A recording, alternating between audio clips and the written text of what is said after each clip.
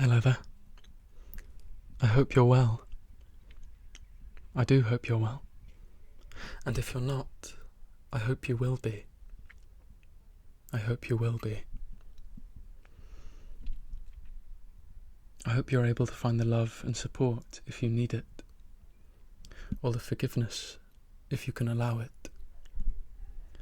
And today, we're here to do a Q&A, a bit about me, questions asked by all of you. So come and sit down with me. Come and sit down with me. This has actually been the hardest video to film of all of them. It's really taken me by surprise. Originally I was going to do some very silly things. I was going to ask all of the questions in different voices. I was going to dance about, and I will certainly do those things in some future videos, but it's possibly my energy today being calmer, a bit lower, really. It's been, grey weather, a grey day. Not a bad day, just a grey one. But I've decided that the intimacy of this space, I'm on my bed. I hope you're sitting down, cross-legged, facing me. Maybe I'm too far away. Maybe I'll have to zoom the video in.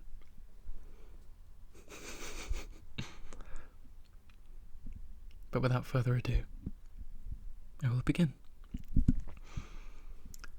Where does the idea come from to start an ASMR channel? For me, I didn't start an ASMR channel. It sort of happenstance. I had too much time, and I was lonely, and I needed something to do, and so I decided to entertain myself by being silly in the ways that I love to be, but that are very difficult to be when you don't have, well, essentially people to perform yourself to. So I decided to do it to myself, for myself, I guess. It's what the very silly first roleplay video essentially was. I suppose it was a roleplay video. It was just me making myself laugh. And I say this in all of the first videos, the first 6 videos or something. They weren't made to be seen.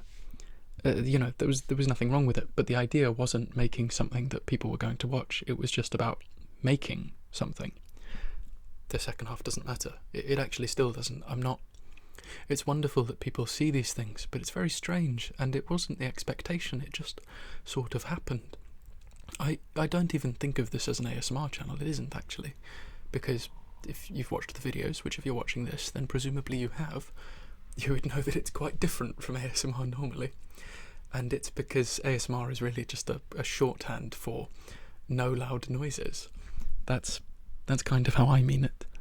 Some of the videos will be quite literally ASMR-y, I suppose, in the relaxing, tapping on things kind of way. Like, that will happen, because that's another fun thing to do. And obviously the cranial nerve exam type ones are, they're parodying / actually being the common trope of nerve exam blah blah blahs. But just, humour's a bit of an unexplored category in ASMR. Some people are funny, and some people are funny sometimes, but no one really prioritises being funny. It's more like a bonus, kind of trickled into certain content creators' channels. But I think it's very fun to play with and unexplored. But yeah, so I didn't start one. I just made some videos for myself, and then people started watching them. And now we're here, 2 months later, which is not a very long amount of time, which highlights how ridiculous this whole thing is. It's very cool. It's very weird. Where do you get your inspiration for making ASMR videos? So I normally write stuff in the descriptions of my videos if you are curious if I have taken inspiration from somewhere. So far that's mainly from a theatre troupe called Forced Entertainment, who have a series of durational performance pieces, so these 24-hour-long performances of various different things that kind of revolve themselves around game playing in different ways.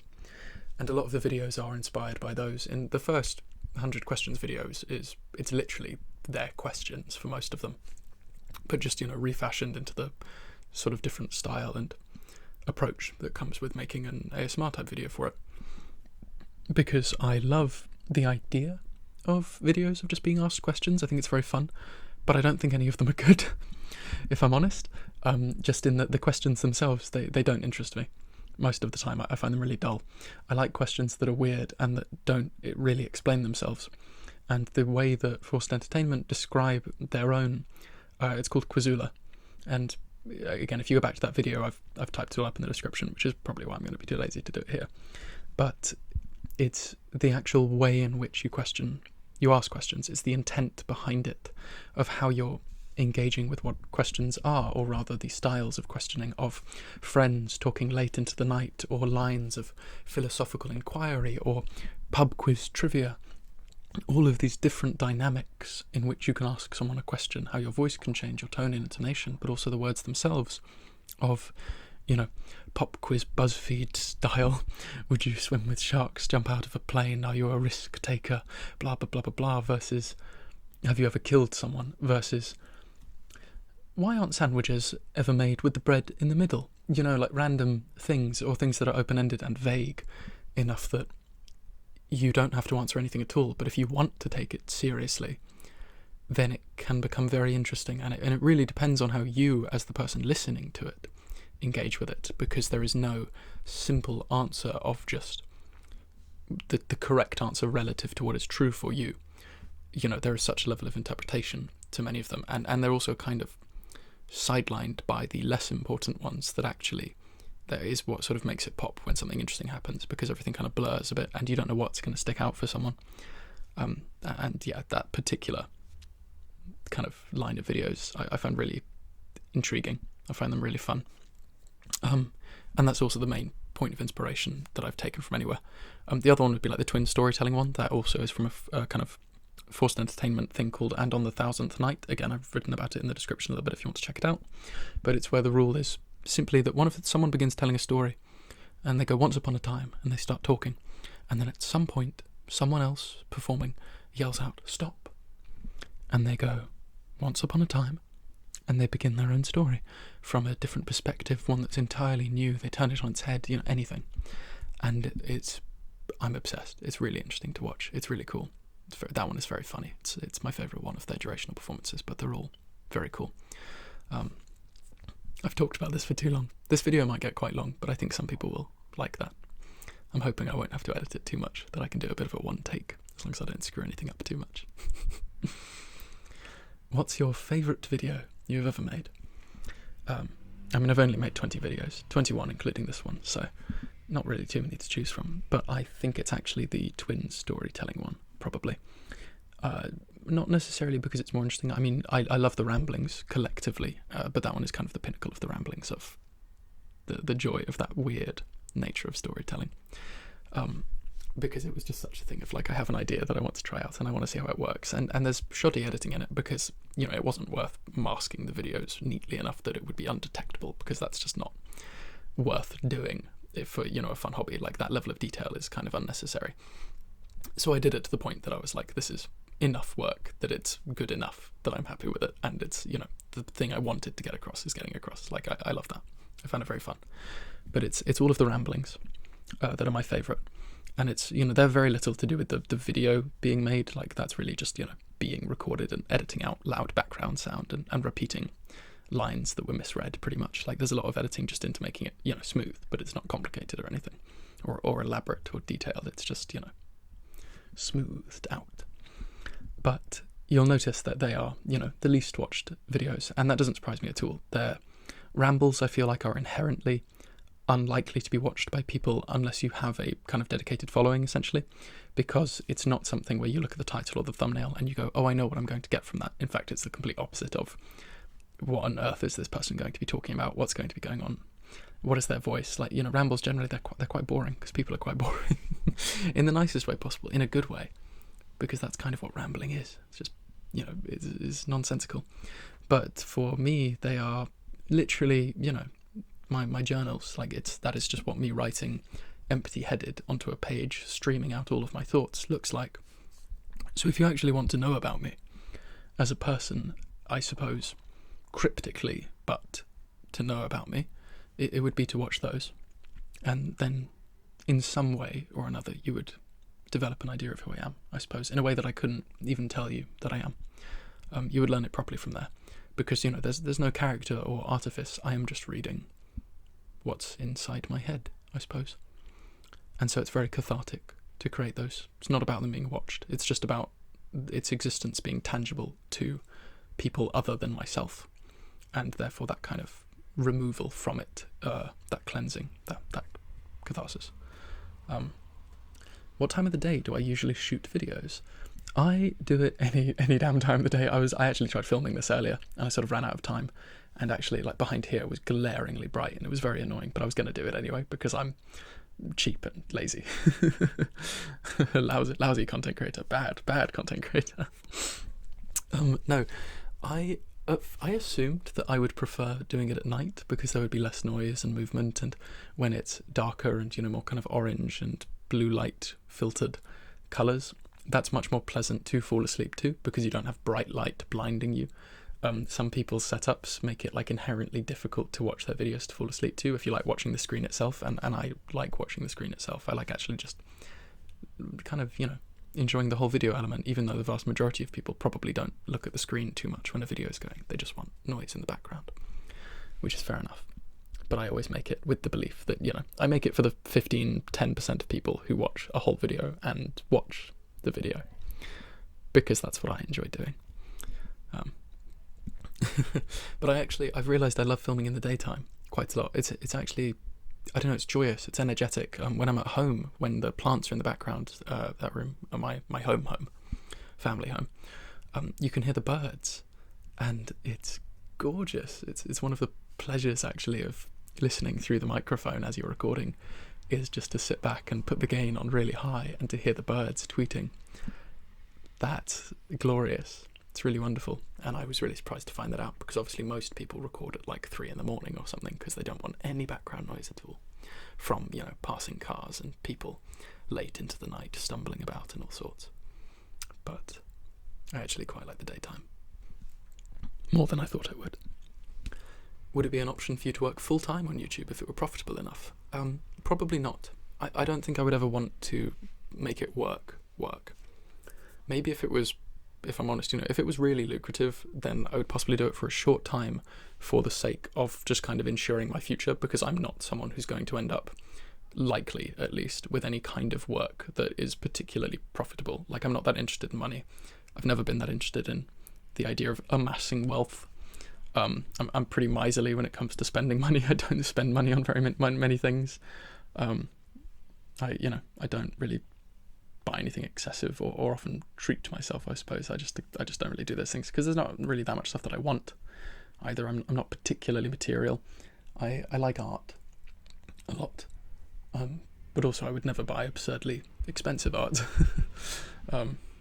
unless I was filthy rich, in which case, you know, just become a philanthropist pretty much and try to put the money somewhere useful. I wouldn't have YouTube as a job though, I don't think, because turning creativity, or at least, you know, whatever your creative outlet is, because I think I'll always be hoping to do something creative, but once you make it your work, you become dependent on it, and there's a level of stress and necessity. Like the rambles again, for example, I love those, and they're not made with the intent of people watching them, because people don't watch them, even though I would say that they're the most kind of wonderful thing that you could find on my channel, the most unique that you could find, you know, unlike many other places, because they are literally, they're uniquely me, and that no one else can do them. They can do their own version of them, but that will be their writing, because it cannot be my writing, because, you know, that's just mine, which is very special. But, you know, success on YouTube, so many creators as well, because I have very little interest again in the numbers. It's just this weird surreal bonus that keeps happening that's awesome, but many people view success through numbers, and that is so inaccurate, especially in YouTube, because YouTube is a huge lottery of nonsensical proportions. You know, the better your content is in every which possible way, then the more likely you are to do better, or more than anything, retain subscribers when people do watch your videos. But there is nothing that actually says that people are going to see them. There are an infinite amount of channels which are not very good or don't put that much effort in, that can still be enjoyable, or maybe they're not even that good. And YouTube shows them, just decides one day that maybe one of the videos or a handful of them are going to be seen by 2 million people. And so, you know, 200,000 people watch it, or 400,000 people watch it, or 2 million people watch it. And then just kind of by sheer force of numbers, a number of them stay. Like, there's all of these random things. And comparatively, you could work incredibly hard and make something beautiful, and YouTube just kind of goes, eh. And similarly, there are certain types of videos, like medical exams are just a very popular thing, and certain mouth sounds and all of the kind of softcore pornography level-sided things are very popular, and being visually attractive or showing revealing expose parts of yourself, that's very popular because it is. Sex sells, and that's always true. And all of those similar things, you might be more successful by numbers, but it doesn't mean that you're making what you want to make. And if you make it your job and you become reliant on that as your sole source of income, then you might become dependent on making things that people will watch, and you're making it for your audience now, but not for yourself anymore. And at the moment, I make this all for myself, for you, if that makes sense. Like, it's for me first, really, in a selfish but hopefully recognizably good way, if you know what I mean by that. It's similarly why, the idea, everyone has this, but the idea of people going, I've got an idea for you. It's like, do you now? It's not really that I have anything against you having an idea, but it's more that, this is my fun hobby where I get to come up with things creatively. It's not rewarding for someone to go, make this. Sometimes you'll see something and it's like, oh, actually, that sounds quite fun. I'll play with that. That's a lovely idea. Or just there's something silly in that I can stem something from. But, it's just how it is. This is going to be such a long video with like 5 questions in. I hope you enjoy it. I've been battling for so long with figuring out how to present myself on this, and I've decided I'm just going to talk. I'm just going to answer the questions much more seriously than I thought that I would. But I'm having more fun than I had felt like I would have done. This had been a frustrating video to figure out, actually the hardest of any of them. The others are much easier, because even though I'm being myself, I'm still being a characterized version, but answering the questions, I'm like, well, if I answer them totally honestly, then I might come off as a bit of a prick, because, a lot of the questions I'm just going to be like, that's silly or something, like I'm, blasé. I should move on. This will be such a long background video for people. I'm so sorry. I hope you're comfy. I hope you're sitting cross-legged. Start meditating. Do I have other social medias? I have one other social media. I do have an Instagram. Lots of people have been asking about this. Lots of people have been following it. I have an Instagram with the same name. I don't link it or mention it because it's not the same thing. It's, I'm the same person and the same creative identity, so it's under the same name. So you're welcome to find it if you want. It's Sherban Scroll. It's the same thing. But it's where I post art. Not that I post it very much, because I actually originally made it a few months ago to apply to something, to just go, these are the things that I've made lately. This is my current level of arty business, just so I can show you. So it's not an active platform. I'm not encouraging anyone to go to it. It's purely if you're interested in seeing other things that I do. That is where I post art stuff, and I will do more time lapses here in the future, because I haven't been drawing much lately, because this has become, the primary hobby recently. And I just don't have a good setup for drawing, because time lapses is a very chaotic, you can't really see what I'm looking at. I've got a big bookshelf which I have to like turn over and stick with big tape my phone to the top of it, and then my shoulder is like craning, and it's terrible. It's absolutely terrible. So there will be time lapses in the future, but not at the moment. Are those little things taped to the walls cards from an oracle or tarot or something like that? Yes, they are tarot cards from Welcome to Night Vale. I think lots and lots of people are probably constantly looking at them and going, is he spiritual? What's happening? Is he a hippie? Is he tarot? Is he horoscopy? No, none of. They just look nice. They're aesthetic. I like them as in narrative storytelling devices. The aesthetic of tarot is very interesting, particularly the major arcana. Just have their own, inherent dynamics and levels of status and power and belonging, and just really interesting narrative history, I suppose. They're a very interesting device. And what I have, I'll probably, because people have also been asking about art and stuff, I'll do a little tour of, I guess, the art in my room in another video. But basically, the way that I set my room up, before I put lots and lots more of the cards where I normally film, just over there where my desk is, and have the whole kind of arched wall behind me full of stuff, I have different major arcana tarot at different parts of my room that basically symbolize different points of it. It was just a fun activity to kind of decorate my room more. So I have the devil, which is a picture of someone smoking, kind of clouded in smoke and ash, and that's next to where I put my incense. And I have the Wheel of Fortune above all of my books on my bookshelf, because it's the idea of just this lottery of random literature. And I have the tower goes at the very top of my door. There's also a pull-up bar affixed to that and stuff, so it's climbing the tower, I suppose. And I have a mirror opposite me here, which has judgment and justice. They essentially are just all there representing different corners of aspects of my bedroom, I suppose, as a just kind of entertaining way to decorate it. It's quite fun if you have tarot cards. And yes, Welcome to Night Vale is what they're from, the art it's associated with, which is a very cool podcast if you don't know. I actually haven't listened to that much of it. I used to a couple of years ago. I got them several years ago. But it's very cool. It's all very cool. Questions about me. I've got these divided into sections a little bit, some of it. What school do you go to? What year are you? You think I'm at school? Oh my goodness. Mate, who do you think I am? I know a lot of you ask about my age constantly. I probably look quite young to everyone. I mean, I am quite young. Don't know what I'm talking about, but I don't go to school.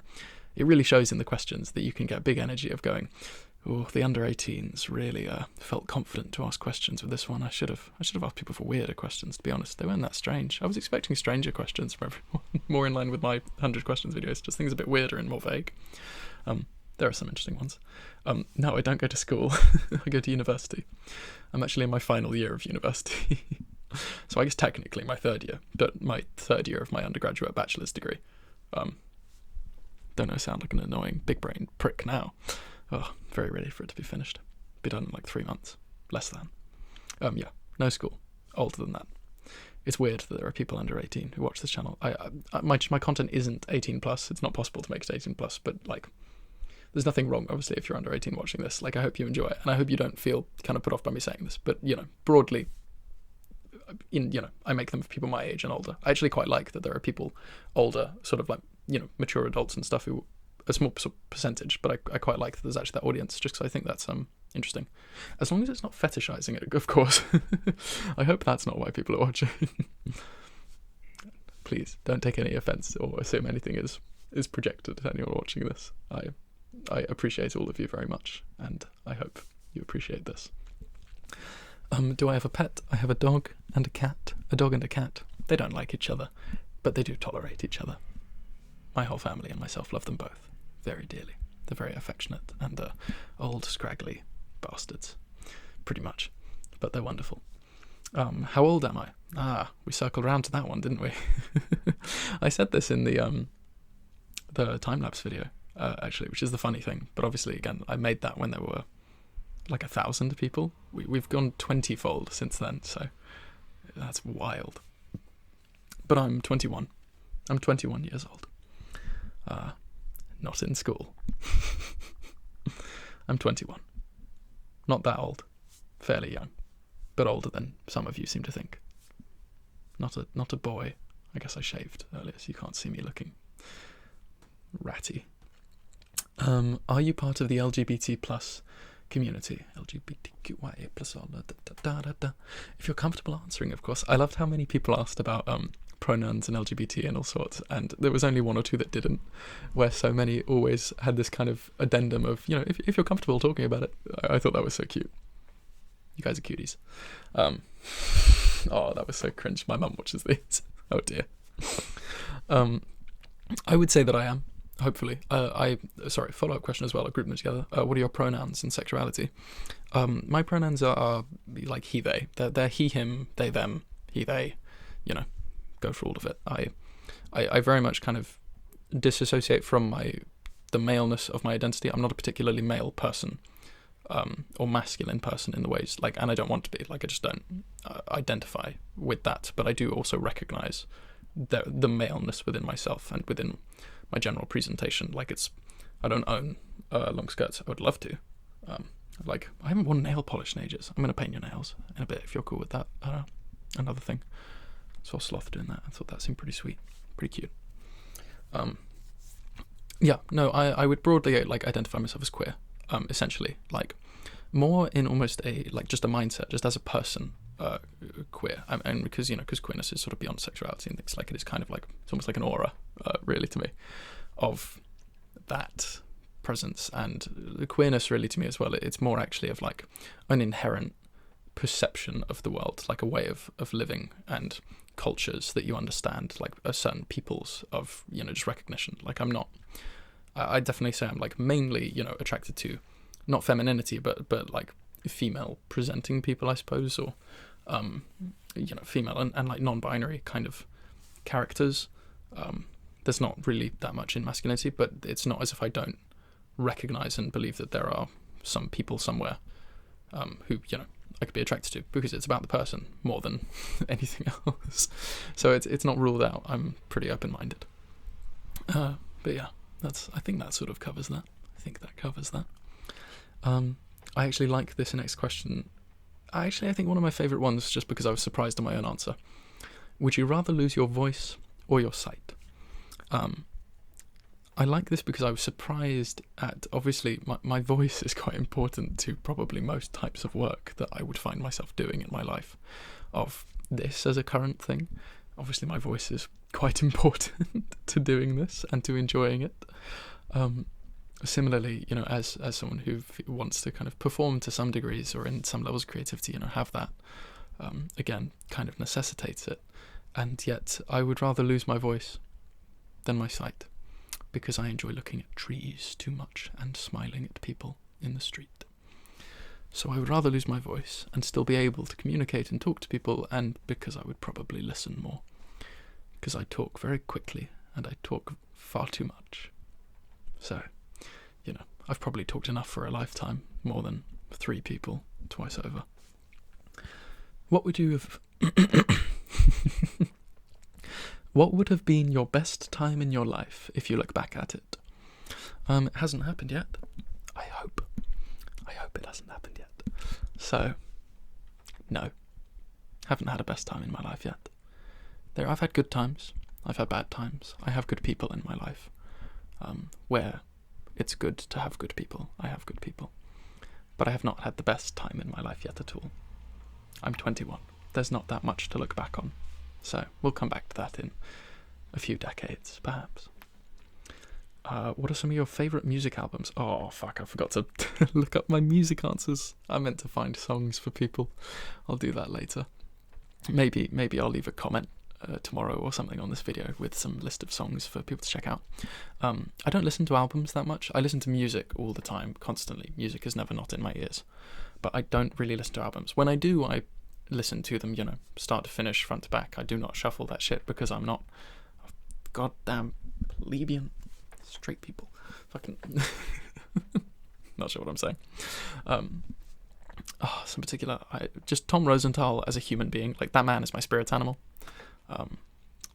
Tom Rosenthal, just like, his albums, I've listened to so many of them because he just is every emotion in the world that I want to embody, of whimsy and joy and even, joyous despair, and he captures all of it. He has a way of looking at the world that I deeply appreciate. And so I listen to all of his albums constantly, depending on, the mood, by all means. Trying to think of particular albums of other people. I'm going to have to come back to these in the comment section or something, just dropping songs. I listen to a very eclectic mix of very weird music, like kind of all kinds of music, but the sort that people would look at it and you're scrolling through like my liked songs on Spotify or something, and every single song is just a different group or person, and like 90% of them you're just going like who are these people? I'm the bitch with the Spotify Wrapped, where I really want to have the most unique artists then over other people. I want to be like, yeah, I listen to this many people. What do you mean I only listen to one song from 90% of them? I still listen to that many people. Yeah, I listen to all kinds of music, particularly because when I read, I find music that fits the atmosphere and genre of that story, and then I listen to those songs on loop, and then they become locked into the experience of reading that story. So it's typically things without actual lyrics most of the time. Sometimes they have lyrics, which is interesting too, but mainly, just like pieces of music of all kinds. And what happens when you read through an entire book with 5 to 10 songs on loop, and they become locked into that book, is that whenever you hear that music again months later, it takes you right back into the narrative of that story, and you get locked into it, and it's an incredible experience. Most powerfully for me is one of my favourite books by Hanya Yanagihara, called A Little Life, which is like a 700-page book. Like, it's a pretty big, beefy book. It's incredible, though. I really recommend it. And there are a series of songs. One of them, just because I'm remembering, this is the only name I remember. It's like Odes by Discret and Hand Over Hand by Roland Fonte. a couple of other songs as well. I Am Easy to Find by The National. Haze by, I don't remember what Haze is by, but it's a picture of like a rubber duck or something, and there's some purple haziness on the image. Like those songs and a couple others are all inextricably linked to the experience of reading that story, to the extent that like I want to cry when that music comes on in a beautiful way, because of how powerful that book is, and therefore how powerful the link of it is as well.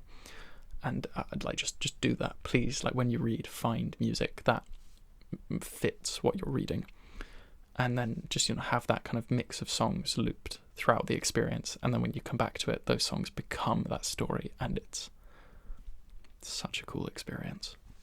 It's really fun. It's one of my favourite things. Nationality or heritage? Fucking boring. None. English, bitch. Like an 8th Irish somewhere. I don't fucking know, dude. I'm boring. It's really sad, especially because of my like interests pretty much in like literature and shit. It's really annoying. I'm just an English piece of shit. Like, you see how white I am? You can see through me. It's terrible.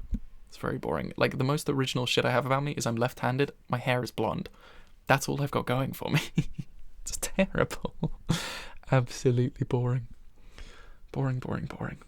Horrible history. I have no national pride. I have no pride. I don't have pride for being male. They don't do great things. White people, they don't do great things. British people, they did not do great things. It's not good. Not good at all. What are my hobbies? I like baking. I like baking and cooking. I like going for walks. I like reading. I like listening to music.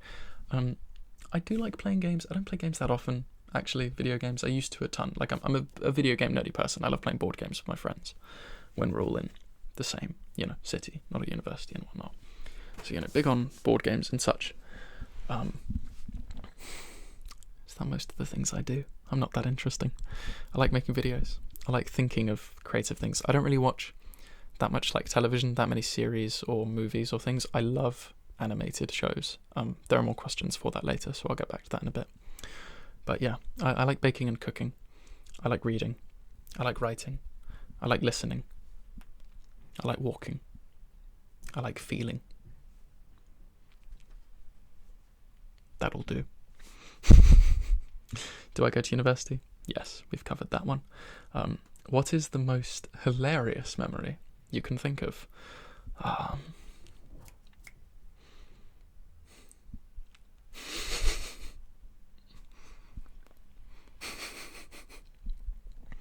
Yeah, that was a good time. That was good. Would you rather have to speak in rhyme for the rest of your life, or have to speak in riddles for the rest of your life? So basically, either people won't be able to understand me, or they won't be able to bear listening to me. Well, I talk in rhyme a lot of the time. I speak quick, blink twice, never fiddled with riddles, and to cause such confusion would be quite a price, when I'd rather my words could be a fusion, perpetuating the delusion of madness-stuffed happiness, that through chaos we can be compatible. Anarchic and flexible by allowing yourself to be made a fool of. I'm not the tool of some society's machinations, not built to confuse you through some complex legislation. I'm not a riddle. There's nothing you need to solve. I just want to speak silly words and make jokes or unsettle you. I want to share parts of myself that might open you up to be a better you, or let me reflect and be a better me. So this question's easy. I am that annoying. Are your videos scripted? They somehow always make me laugh. I'm glad they make you laugh. Sometimes they're scripted. Naturally, that just now was totally scripted, of course. I wrote it in like 30 seconds or something, but obviously it was still pre-written. It depends on the video I'm making. If it's like the medical exam ones, for example, like they're parodies and they're small narratives, and so I need to structure out what I'm planning to do. I need to think of which particular random exam things I'm like, basically whichever things I can think of like a joke for. So, like the follow my fingers and stuff, and it just pops into a joke of, oh, what if I just keep going, and then I get annoyed by it. And eventually I have enough jokes and I'm like, this will make 10, 15 minutes of stuff. So I can work with that. And I'll just kind of build up a loose script of basically I'll put down what my jokes are, and then I'll just start writing in dialogue that allows me to actually get to those jokes, and that's pretty much how I do it for those ones. The chaotic friend ones, I guess I'm calling them, that is literally just me being myself for like 30 minutes or less, and then just editing it down into what fits, and just getting rid of the annoying noises and stuff. So they're like entirely improvised, and it's just me being dumb. They are literally myself, because there's no character there. Like, it's just me being me, pretty much. And again, sort of the halfway in between of those two is the like ramblings and stuff. I'm reading stuff that I've written down, so it's technically scripted, but I'm reading stuff that I've written down that was written freely and almost in an improvised fashion. So it's kind of a halfway mark between the two. This next one said, banal question: if you were a piece of clothing, which one would you be, and why? I don't know if this counts more as clothing or as an accessory. I would be fingerless gloves, or perhaps a fingerless glove, because they hold you, but they do not overwhelm you or engulf you. You are still responsible for your actions. Your fingers are still capable of tying your laces, but it is your fingers tying your laces. You are not being coddled by your glove, but warmed and secured by them. They hold on to you, but they do not grip too tight.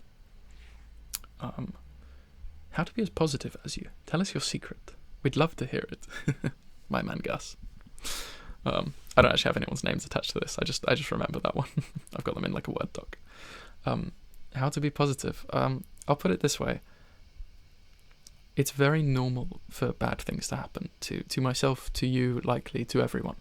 Everyone has bad things in their lives, but you can find the silver lining of anything if you're able to appreciate the world. If you look up instead of down, if you meet people's gaze who you pass, if you smile and if you breathe, and you really breathe, and you allow yourself to clear your head, and you allow yourself to recognize things in the world that are beautiful and why it is worth being there, and just taking enjoyment out of what you enjoy. I get frustrated. I'm not an angry person. I'm not a mad person. I can be frustrated, but I don't really get angry. I more get sad, I think, is my equivalent to anger a lot, actually, is, sort of disappointment in the world, which I completely have, but that's the balancing out of actually being able to enjoy things. I often take an unnecessarily long route to get to where I need to go so that I can walk through this very beautiful pathway of trees, this cemetery that has like arched trees and lanterns kind of above it, and it's very pretty. And it's slightly longer than the other route that I could take, I suppose, but it's that much prettier that I enjoy taking it. And I think it's that of, relish the fact that you're alive. I remember, I had a proper answer to this in my head. The real reason why, in my opinion, the real way to be positive, and the real way actually to live your life, is that we need as people the awareness and recognition in a good way of the presence of death in our lives, of the possibility and the finality of it, of how finite life is, and therefore how silly it is to be caught up in the cogs and wheels of social machinations, of being bogged down in structure, and of the idea of what you are supposed to do or what you need to do, or being terrified of the need to survive. It's only when, in most people's cases, that they lose someone close to them, that they are sidelined by that, it's unexpected, or it's someone dear, and they experience loss. Truly, they experience sudden grief, or, well, perhaps not sudden, but grief in some fashion. And it's that moment at which people kind of question their life properly. They question why they've been putting up with things, why they've been just milling about. And I think that it's because we forget that death happens, that it's real, that it's a part of, well, not a part of living, but it's a condition, it's a result of living, eventually. And I think that if you can remember that is there, or just have the awareness of it, and therefore the appreciation that your life is what you make of it, you will gain so much more value from everything that you do when you recognize that you are living, that you are a living being, and that you allow yourself to live rather than to do, and you allow yourself to breathe rather than to inhale. I don't know how else to put it. I would suppose that is I would call that my secret. There's a documentary that I absolutely love that I found over Christmas recently called A Time to Live, directed by Sue Bourne, and you can find it on YouTube, and it's brilliant. And it's speaking to patients, or well, people diagnosed with terminal illnesses, with terminal conditions. So they've been given, 6 months to 18 to 24, presumably until they'll pass away. And she's talking to them about essentially how it's kind of changed their lives and how it's changed their perspective on lives, and just the changes that they've made as a result of finding this out, or rather the changes that they haven't made for their own reasons as well. And it's people of all ages, from even as young as, I think, 24, possibly the youngest, to people much older, and to people with children, or people who had big plans for their lives, who've just accomplished so much and were ready to accomplish so much, and the way in which their lives have changed after finding this out. And actually it's a celebration of life for that reason. And it's incredible. And listening to those people talk, and the perspectives that they have, the insight that they have, is incredible. I really recommend watching it. Similarly, again, on this theme of, this is a very genuine belief that I have. There is a podcast, oh my god, I've suddenly forgot what her name is. This is terrible. There is a podcast called The Grief Cast. Give me 2 seconds just to look it up. I'm so annoyed that I forgot her name. Oh, it's Carrie Lloyd. I don't need to look it up. It's a podcast by the comedian Carrie Lloyd on the topic of grief, and speaking with all sorts of people about the griefs that they've experienced. Some are raw and recent, and some might be much older, or longer ago, but nonetheless present in their lives and impacted them. And it's listening to conversations like that, I think, are incredibly interesting, incredibly insightful, and quite wonderful. What is my personality type? I've seen some of these questions on videos. I knew it would come up. This again, you damn skeptical people. Skeptics, the opposite of skeptics. Spiritual hoodoos and voodoos. All wonderful. I assume you mean MBTI.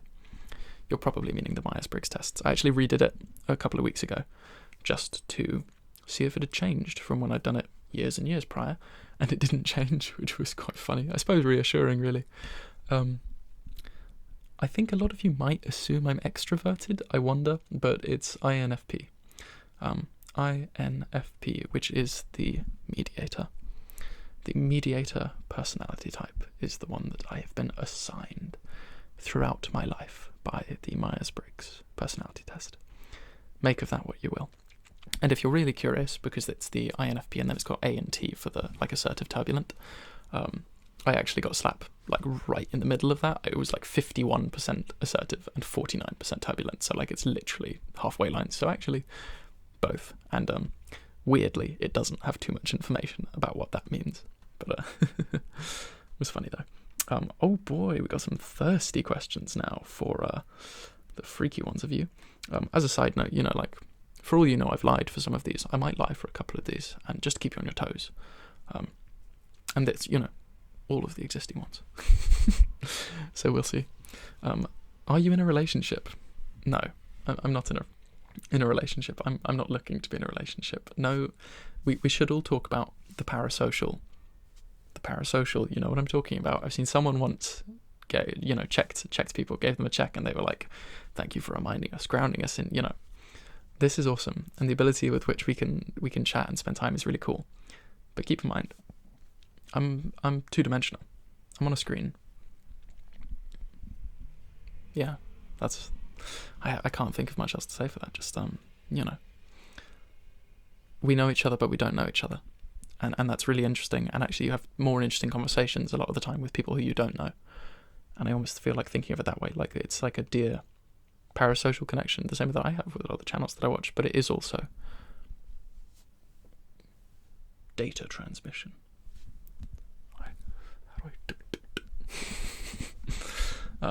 What's your type? I'm not telling you. None of this. I don't want the fucking one of you sitting there in your chair going, is he gonna say it? Is he gonna say it? Are you gonna say it? No. What are some of you? Oh, shoo, go. Do you have fetishes? Do you have fetishes? If yes. What are your fetishes? Damn, man. Thirsty. None of this. Yeah, of course I do. I'm a normal person. I'm an open-minded person. Everyone should be kinky. Everyone should be kinky. Everyone should be open-minded, and tolerant. We'll just not shame people. But no, I'm not telling you. Are you insane? That's just creepy, really.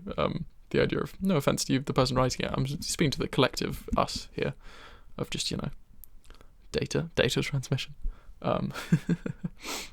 Don't kink shame people. Nothing's hotter than consent.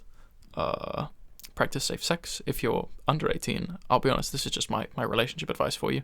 Don't get in one. You don't know who you are. Don't fill that through someone else.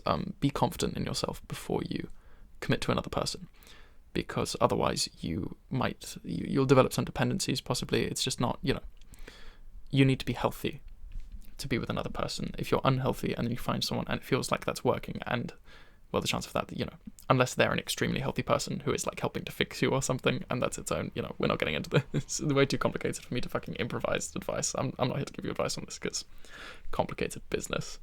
But, just be careful. Don't rush yourself into something. I think especially if you're very young, it's very easy to be head over heels for things, to believe that you're older than you are, and you aren't. I'm not. Your life is very volatile when you're young because everything is so new. Even when it feels like you've experienced something, it's still so new. Just life is so new. Even if you believe you're mature and perhaps you've gone through things that mean you are quite mature relative to people, but you are still a young person. If you're 50 and you're still experiencing new things, I assume, I hope you're still experiencing new things. But, you might have answered questions that people younger have not yet answered, and so therefore they still question themselves about a lot of things as far as your personal kind of development and identity goes as a person, is that you might be, placated with questions of just who you are and what you want to be. And once you've answered that question, it will never occupy your kind of brain space again. But we are, as young people, inherently selfish because we don't have the answers to those questions, and that's fine, but it also, be careful around relationships. How on earth did I get to this? Where do you live? Dude. Brackets. Doesn't need to be specific. I love that. But broad answer, I live in London. I'm from London. There was a really funny comment on an older video that was like, I can guarantee this man has never seen South London, and that's a good thing. I have seen South London, but I understand what you mean by that comment though, and you're probably quite right. I've probably experienced more than you would think, but also you are broadly correct. Though I think people do probably imagine that I'm posher than I am because of how I talk. When I'm talking on a microphone slowly and with a certain candor and candor, no, that's truthfulness. These are all lies. It's all lies. It's not a lie. Here I am.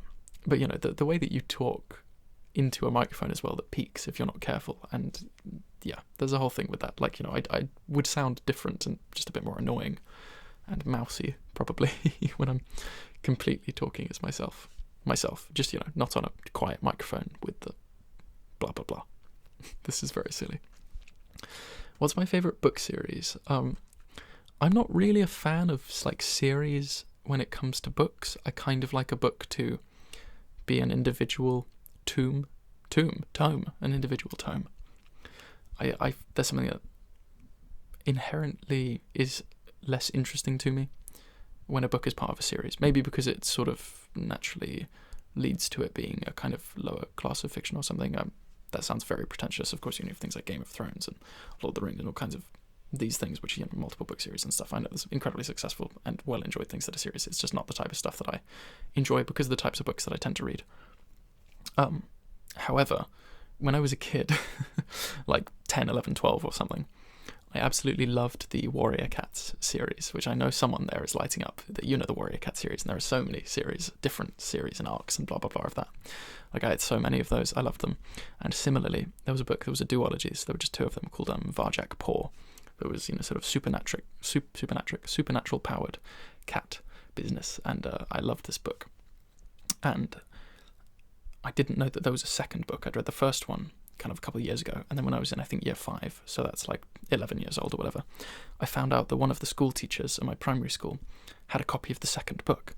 And so I went up to him and I was like, I've heard that you have this book. I read the first one ages ago. I would love to read it. Could I borrow the book? And that he was a bit hesitant because his copy was actually signed by the author, and I think it was quite precious to him. And so he was a little protective of it and kind of entrusted it to me, and I was like, I promise I'll read this really quickly to be able to give it back to you so I won't harm it. And because I really wanted to give it back to him quickly, and also because I really enjoyed it and I was really excited, I read the whole book like overnight.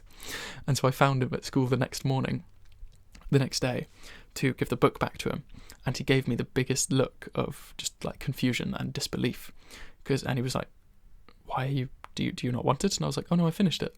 And he was like, you read it all last night? And I was like, yeah, it was amazing. And he was just in shock that I had read the book instantly. I'm sure everyone has had some of those books that you literally, you read in a day, and it's an incredible experience. It's awesome. Favorite book, genre, authors, what do I recommend? I recommend, stacked up a whole bunch of stuff with me for this moment, all of the crap on my shelf. I recommend everything you've seen me read in my videos. I recommend this. This is an incredible book. I recommend this. I recommend this one over here. I recommend things that have won prizes, basically. I recommend authors who are cross-cultural. I recommend translated literature, which gets fucking slated all the time and disrespected. Everyone in the world, I think, should read this book, No No Boy, by John Okada. He was an American-Japanese writer, person. And during the Second World War, Japanese Americans, it's an incredibly strange, sociocultural space of recent generations of immigrants. I think sort of Chinese Americans, there's kind of a few more lines, generations of immigrants having begun moving over to America slightly earlier. But you have this really weird effect where, because Japan was on the other side of the Second World War, of course, America, the US government basically gave Japanese American citizens, who are by all means entirely American men, they'd been born in America, they'd lived their lives in America, culturally they were utterly American. The only thing that was not American about them was how they looked, and therefore how they were perceived by white people, pretty much. And of course their relationship with their parents is incredibly split, because their parents, who were entirely Japanese people and Japanese citizens who had immigrated from Japan and therefore were culturally totally alien to the US, had children who were totally alien to they themselves because they were growing up within this US culture. And then the US, when the Second World War kicks off, goes to all of these young men and basically gives them 2 questions on a national survey to answer, of going, will you renounce the Japanese emperor, and will you pledge to fight for the US entirely, and it was an incredibly confusing question for a lot of the Japanese American men of what to answer. It was partially legally confusing of the actual questions themselves. They didn't quite know what they were agreeing to, and they have their own family dynamics and their parents and all sorts, and it basically just if you said no to these questions, then you were put in prison internment camps and you were referred to as a no-no boy. And it's about the return of a no-no boy from the prison internment camps and returning to this fractured, disparate community of Japanese Americans and Chinese Americans and African Americans, and these incredibly fragmented cultures, and all of the different people who had answered differently on that survey of people who had served and therefore believed they had proved how American they were, and who were disgusted by the Japanese Americans who represented the Japanese kind of alien entities at that time. It's just, I could talk about this book forever. It's absolutely incredible. Other books that are incredible: Notes of a Crocodile by Q Maojin, one of my all-time favourite books, especially if you like queer literature, bisexual literature. Essentially a Taiwanese writer. Let me double check that, but yes, I believe Taiwanese. It's been a little bit since I've read it. But she basically she released two novels in her life. Well, not in her life, actually. They were both released posthumously after she committed suicide, which is very upsetting because they are phenomenal. And she essentially kind of kick-started a countercultural bisexual revolution, which is incredible. I like literature just relating to East Asia broadly. Yes, Taiwanese novelist. Just wanted to check that. But she is an icon of queer history in Asia particularly. But so it's an absolutely phenomenal story. Especially, I think, actually, if you're kind of 18 around, I think it feels appropriate then. The other ones I've got on my shelf here right now: Vonnegut, Mother Night, really cool, really weird. I have Negar Javadi, Disoriental, really cool, especially Girl, Woman, Other as well, really cool for kind of NB, non-binary territory and stuff, literature. I like women writers, queer literature, East Asian writing collectively, banned books in China, China Dream, Red Azalea, documentaries by Ai Weiwei, all sorts of media over there I find really interesting. Kazuo Ishiguro, Never Let Me Go, British, Japanese. Most of you possibly recognise this book, or possibly The Remains of the Day. Kazuo Ishiguro is an incredibly well-known writer.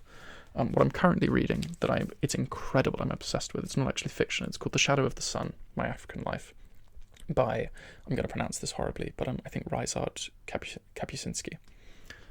That's definitely pronounced wrong. I meant to look it up beforehand. I apologise to anyone Polish, or who just also knows how to pronounce his name. But he was a Polish journalist, the foreign ambassador based in Africa broadly, kind of travelling across the continent, who really wanted to learn about the culture. And I was dubious when I saw the book, because I would rather learn about the culture and kind of histories of Africa. It's something I want to learn more about, but through writers from the country, of course. But it had a quote from Salman Rushdie that basically was saying this is a phenomenal account. So I decided to pick it up, and it was in an Oxfam. So instead of being like £20, it was like £4.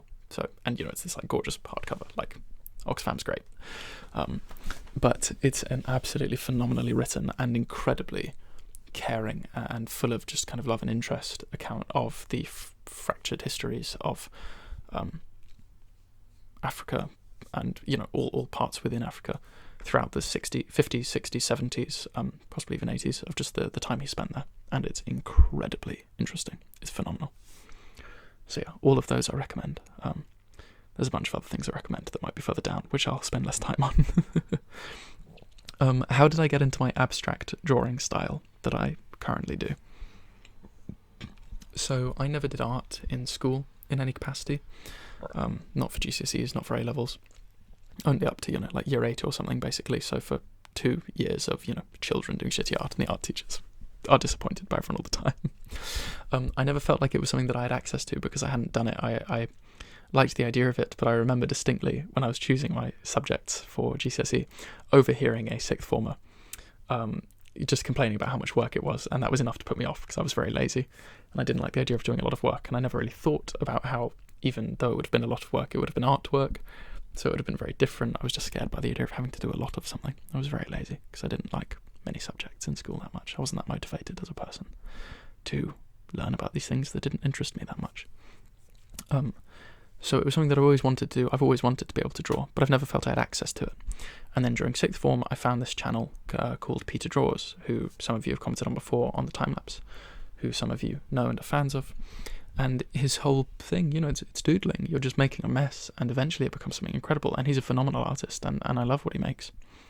And that kind of inspired me to know that you don't need to have learnt how to draw. You can just do it, and that's okay, whether it's good or not. And all of my videos collectively, I kind of feel that it doesn't matter whether it's good or not. It's just about doing it and enjoying doing it, of course, more than anything. What other people want to make of it is their decision. And I myself, there are so many things that I want to improve on, not in a way of even thinking that what I make is bad, but just there is so much more that I want to become capable of, that I'm excited to become capable of. So that's why currently I have this abstract drawing style. It's because I've never learned how to draw, but I've just drawn lines for a while. I've been drawing for less than a year. That's a question further down, actually, but for less than a year, essentially, of properly drawing. Like, I've always scribbled and scrawled in the margins and everywhere, and filling up notebooks over time, and there was a distinct kind of turning point. I think maybe this time last year, or some point a while ago, but not that long ago, of going, oh wait, this one looks better than the rest. This is exciting. And I kind of been pursuing it a bit more from there. I haven't drawn too much lately because of doing the videos. Are you a theatre kid? No, I'm actually not at all. And I never want to be seen as one, even though you would probably think I am, because I do study theatre. I study theatre and English as my degree. But I was never a theatre kid. Similar with the art thing, I never did theatre in school. I was terrified. I've always been talkative. I'm confident enough in classrooms. If a teacher asks a question and no one says anything and it's an awkward silence, I hate that. I loathe that. I just think it's boring. It's terrible. Everyone has something to say, but no one wants to say it because they're afraid of speaking. And so I would be willing to speak. And there was a certain point towards looking for, university degrees and stuff after finishing school, where I thought that it would be more interesting than just doing English for a degree, because I didn't just want to write essays, because I'm not very interested in writing essays. And actually the books, if you do an English degree, like I've said, none of my interests are books written by English people, by white people. I don't really like American literature by Americans, I guess. European Americans, white Americans, I don't know. Or British writers, for English writers, for the same reasons. I like anything that sort of has cross-cultural history and just, experience brought into it. I read a lot of translated work, and translated work gets looked down upon, I think, quite a lot because of the idea of translation losing the essence of a story. And I think that is nonsense, because I understand what people mean by that, of how you might lose the art and complexity of something. But also, if that is your argument, then the only way to ever experience literature written by other people from other cultures in other languages is to learn that language, which obviously is, ideal, but is very complicated and not really a optimal solution. And the whole point of translated work, like, you're disregarding the work of the translator, who is, their entire job is to keep the essence of the writing as best they can preserve it, or to recreate it and refine it and reinterpret it into its equivalent beauty in the other language. And you do feel a different sense of colour and culture and world from translated work, because it is fundamentally coming from a different place, even when it's reinterpreted into your new language. There is a fundamental, just different feeling that comes with how writers of different cultures write than how people from the UK tend to write, kind of, the collective feeling of a British written book, or an English written book, I suppose I should say. This started with me saying I wasn't a theatre kid. No, I love being performative. I love making voices and putting voices on. That's what I was going to do for this video, just have fun. Because someone also asked a question of, how many accents can I do? Not very many. I can do silly voices, but I can't really do accents that well. But the thing is, if I thought about it, there was a point when I realised, see, this is terrible accents, absolutely shite. So I do apologise, but I'm going to keep talking in it for a little bit, just to sound different. But I am obsessed with Critical Role. Okay, I'm stopping because that's really bad. Sometimes it's normally better than that, but when you've got headphones in, it kind of fucks with your inner ear. Shit. The only thing I realised before picking theatre, other than just not wanting to do just English essays and thinking it'd be more interesting and confidence building and exciting, was that I've watched a ridiculous amount of Critical Role. It's one of my favourite things, and I've always loved voice actors, which is why it was such a cool thing to find, of hundreds of hours of essentially watching improv acting, basically, and going, I never realised that that's what that was. It's kind of cool. Favourite musical artist, Tom Rosenthal, Cosmo Sheldrake. Splitting Edges, indie rock band Splitting Edges, please check them out. They are so fucking cool. Relatively new on the scene, I suppose. Underrated as all hell. Go check them out. I will put not links, I might name some songs in the comment feed later. I'll do it a while after this is released, like tomorrow or something. But, please check those things out. Just check out a whole bunch of the weird eclectic stuff that I'll tell you guys to listen to, just to give it a go. There's all sorts of weird things, but Splitting Edges, show them some love. I think they're cool, and you'll get that feeling of going, I'm one of the first to find these people. That'll make you feel cool. What's your favourite musical instrument to play or listen to? Bro, the fucking kalimba. I can't play any instruments. I learned guitar for a couple of years when I was a child, and I was never able to put the effort in to actually learn it. I wish I could play an instrument, and I wish I could sing. I can do neither. Neither, or nope. Neither. But the kalimba's pretty cool. Harps are pretty cool. I just like weird things. I like all instruments. Everything sounds pretty good when someone's good at playing it. Can you draw a giraffe pig? I guess we'll have to find out in a future video, because I meant to prepare a giraffe pig and I did not. Can you tell? I've put off this video for a while, and that is why it is now going to be incredibly long.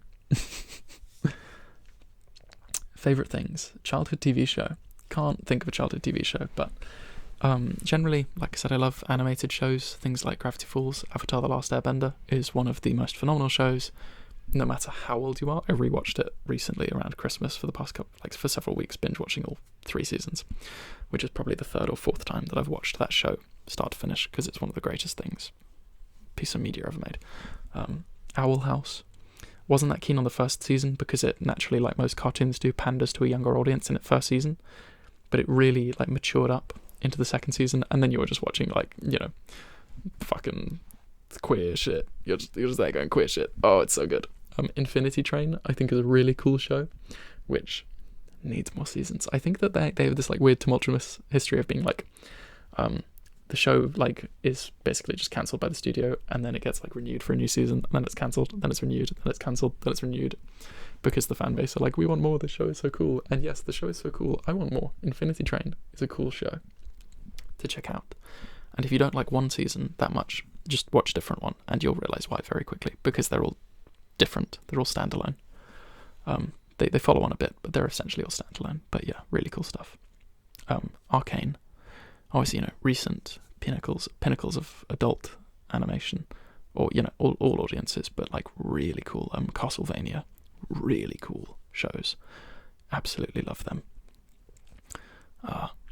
Yeah, I love things where the dialogue is exactly what people needed to say, where the voice and the intonation is exactly what you wanted it to be, where the weight of the animation is just tangible, which Arcane has more than anything else. I mean, that truly is an incredible show.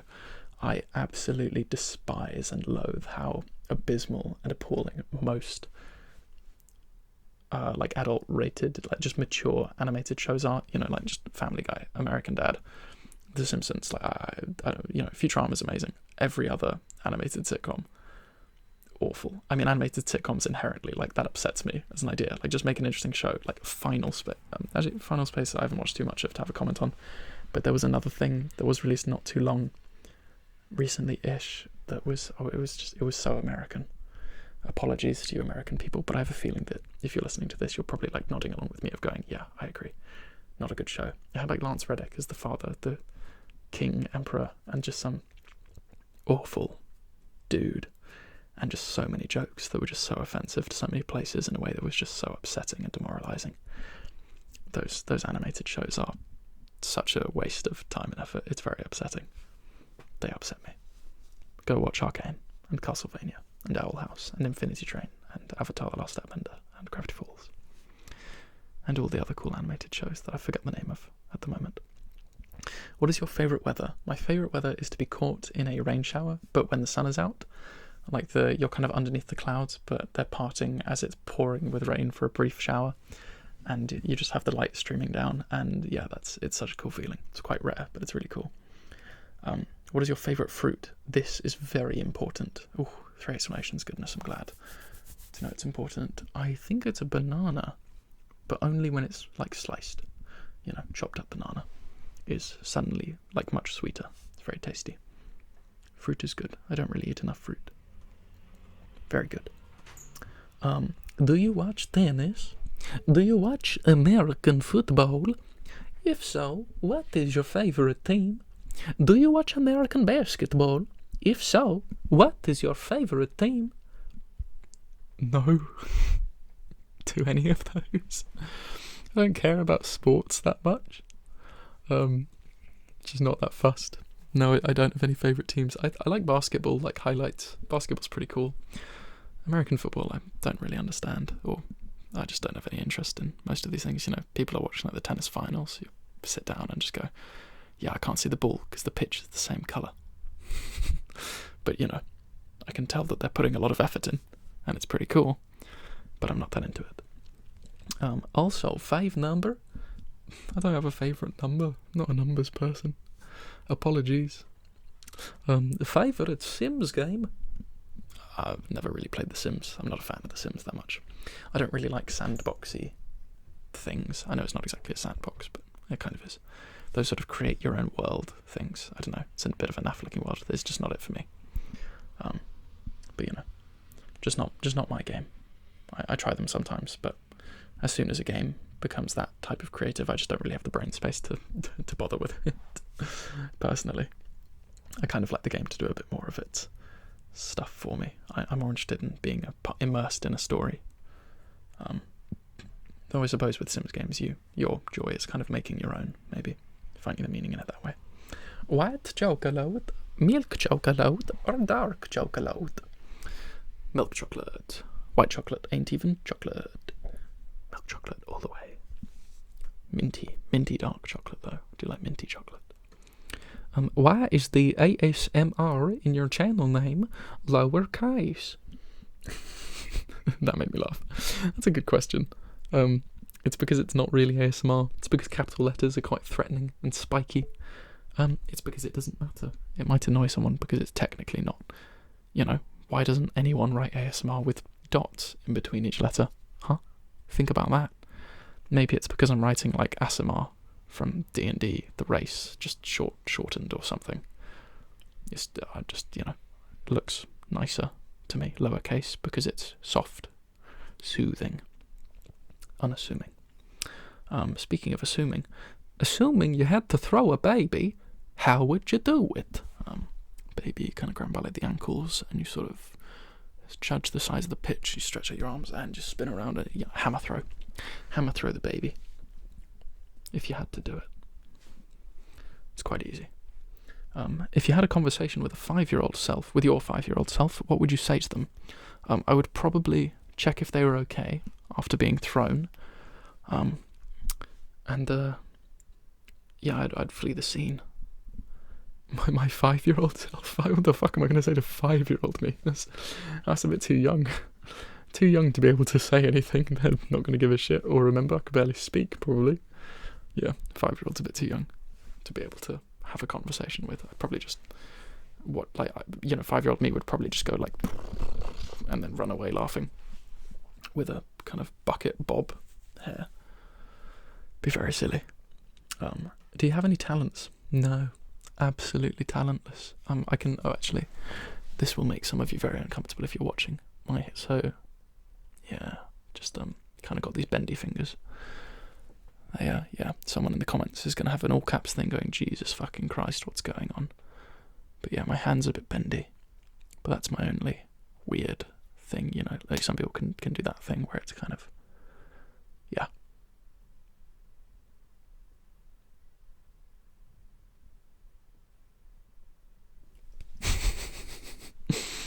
Are you religious? Well, what I just did was sacrilegious, so probably not. No, I'm not. I'm not particularly religious or anything. Nothing against people who are, of course. And I suppose I'm kind of increasingly not spiritual, but open-minded and understanding. I think I understand people a lot more in like kind of their capacity for religion and such things now than, a number of years ago. And I have an interest in Buddhism. I do have an interest in Buddhism, which I kind of plan to investigate more as and when the time opens itself up. Normally I like to meditate and things, but I haven't for quite a while because I've had a bit of block with it and I don't really have much space in my room. And all the natural excuses of habit forming and falling out of habit forming. But yes, the closest thing to religion would be an interest in Buddhism, but even then less probably the spiritual side and more the practical elements. What's your go-to ASMR channel? Advice for people wanting to make ASMR content? My go-to channels, I actually don't. I do watch ASMR. I do watch ASMR quite a lot actually, but not necessarily with go-to channels. Because it fluctuates a lot over the years. Like I more have certain videos from various channels. There are a few channels that I always kind of return to, and sadly, I don't have any kind of like niche channels to give you or be like show love to them. They really deserve. They're underrated. Like these are all kind of pretty popular channels, I suppose. But I love Goodnight Moon a ton because it just seems this bundle of whimsy and sort of chaos and intriguing ideas, like very much an aesthetic that I abide by. And you can actually see in some of my videos there is partial inspiration of some of the things that I say or do have a kind of Goodnight Moon inspiration, especially actually I guess the biggest one would be there are sometimes some of the sentences I say in the most recent video, like there's one particular line that if you watch enough of Goodnight Moon you would notice is actually basically a way of speaking taken from a line of hers. I love her like quite strange videos where she's the basically goblin ASMR ones, like they're absolutely wonderful bundles of chaos. But similarly, she has a joke in the like quite strange cranial nerve exam thing, and it's like big bird, medium bird, small bird, tiny bird, itty bitty bird, crumb of bird, and I love that so much. And that was the inspiration for the joke that I had for the eye test of, hare, rabbit, bunny, remains of bunny, post fox, and then dust bunny. That was inspired by the big bird, baby bird business, but just pushing it a little bit further, I suppose. Well, just a different type of joke style, of a bit more, subversion versus kind of like charm, humour through charm. I love ASMR Mano. I like Mano a lot, definitely in the past, again, for creativity and whimsy, and general vibes, and I love his kind of background aesthetic. Like, I really hate people who build up these studios of just all black, or I hate people with neon lights everywhere. I'm just not into it. I like the comfy core of, the cottagecore vibes, kind of orange night lightiness, much more than the studio setups. I always fall back eventually if I really need something to, like, Ephemeral Rift is, again, like, I just like all the people who are strange, like Dr. T, a couple of videos, like, it's a few select videos from those channels, like not the majority of their content, but just bits and pieces of like Ephemeral Rift and Dr. T, and it was a blast from the past when I remembered there's a channel called like Articulate Design and Fred's Voice and stuff like them. Those are all kind of pieces of the past of things I might have listened to a couple of years ago, just in bits and pieces. More recently, I've been watching some videos from Mark ASMR, who's someone who was actually one of the very first people who found this channel. So hi if you've made it this far, but I'll be baffled if you did. And more recently, some videos from Kate ASMR, CAIT, which are just, some kind of popular channels that have recently popped up in my comment section or something. And whenever there's people where you can see that they have a channel, you sort of curiously go, oh, I wonder what you do. And then you check out some of their things, and it's quite fun. It's quite cool. So hello if you're watching. I'd be stunned if you made it this far, though. Who are the other people? There are a bunch of other people, other channels. I've been watching a lot of, Luna Bloom. Like, I think when I first listened to ASMR, it was, GB and stuff, just a little bit of the kind of introducing into ASMR. Probably a lot of people's first experience of ASMR is someone like GB, that they find just because, of course, she's a very large channel. And lots of the ones with, Luna Bloom. There's a few, again, particular videos. It's actually one of the much older ones. It's the face examination, fast and aggressive. One of her fairly early videos, Miss Manganese, again, the raw chaos. I've mentioned before, I think, because of her chunky rings. It's actually her chunky rings that I'm obsessed with more than anything, that have the most clicky and clacky noises, that are fully clicky and clacky and clicky and clacky and tick-tock, tick-tock, tick-tock, like that kind of stuff, and it's just a bit bonkers. I can't Oh, that's the one. ASMR Release is a channel that I followed for quite a long time. Again, like a very lo-fi aesthetic.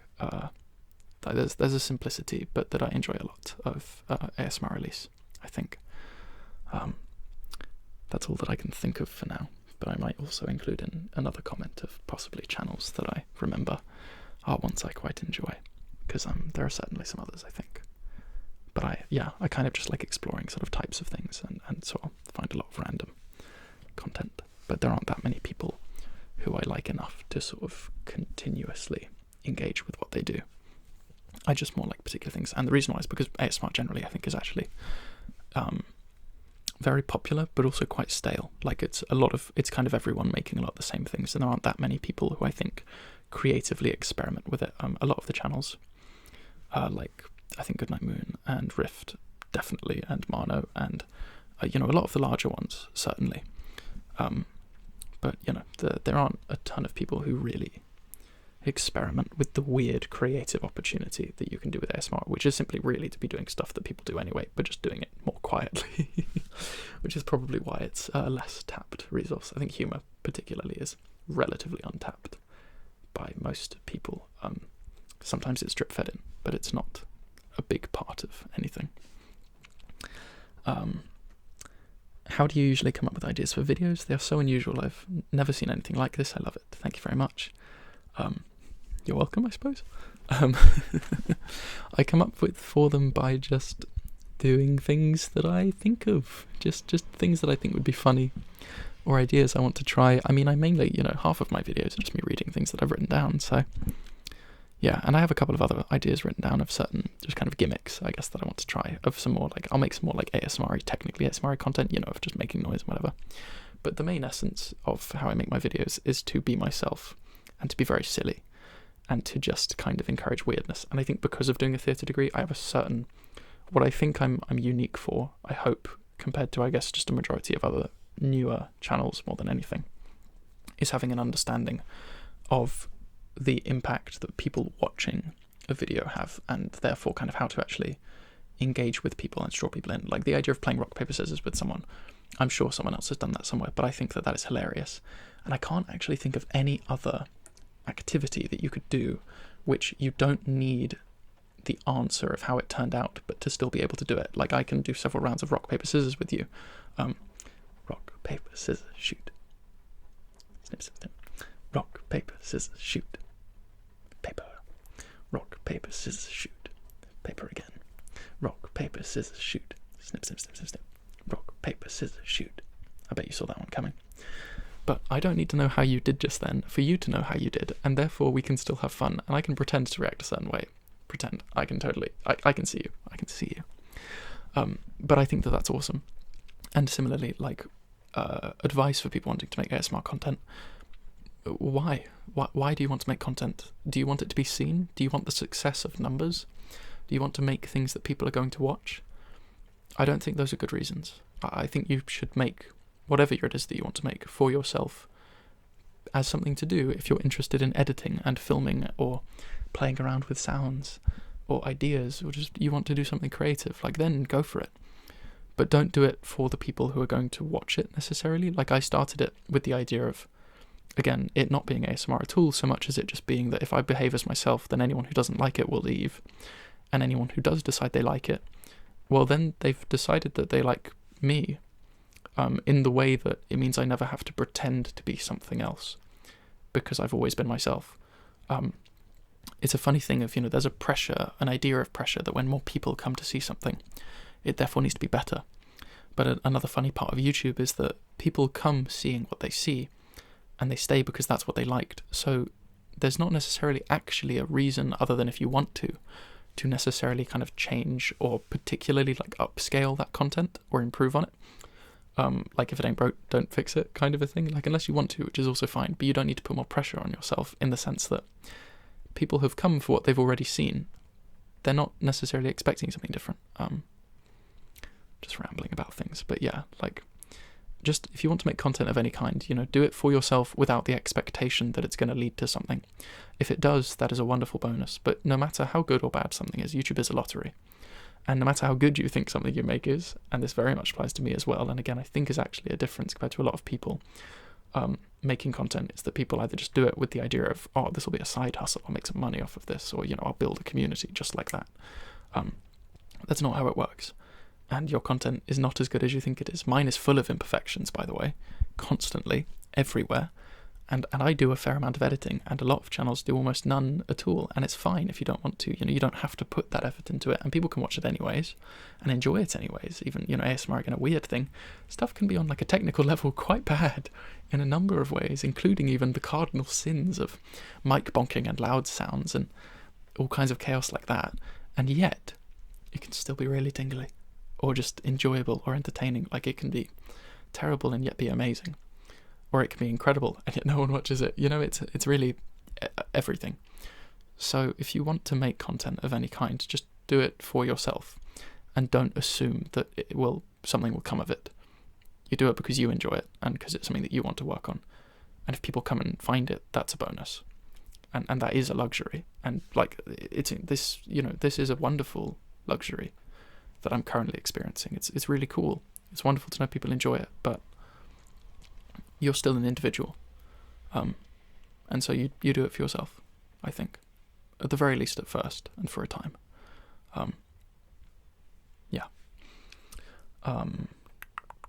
What is your favourite season? I think once upon a time it would have been winter, when I knew less people or had less things to actively go and do with people, but now winter is cold and dark. I like summer. I'm excited for summer, for spending time with people who I love. So therefore, I suppose it is summer. But the colours of autumn will never not be the most gorgeous thing. How are you? Thank you. I'm well. Not everything is the best that it's ever been in just the current time of my life, but it is also actually quite amazing. I'm so happy with who I'm becoming, actually. At this point, I'd like to say I don't really believe in pride that much. I don't believe pride is a good idea for the most part, but I'm happy with the things that are currently happening. And I love the people who are close to me. And I love that, or I hope at least, that good things are happening for them. What is my dream job? I don't really have a dream job. I just don't really want to work for people. I don't like people very much. I certainly don't like companies because I'm not that interested in the idea of making money or having grand wealth. That isn't happiness. It's security, but obviously after a certain point, it's unnecessary. So, yeah, I don't know. Just to be creative. That's what I want. To feel fulfilled, not overworked. I really need to speed up my answers, or this is going to be like 3 hours long. Do you speak any other languages besides English? Lo siento, pero solo sabo inglés y un poco español. Pero soy muy malo.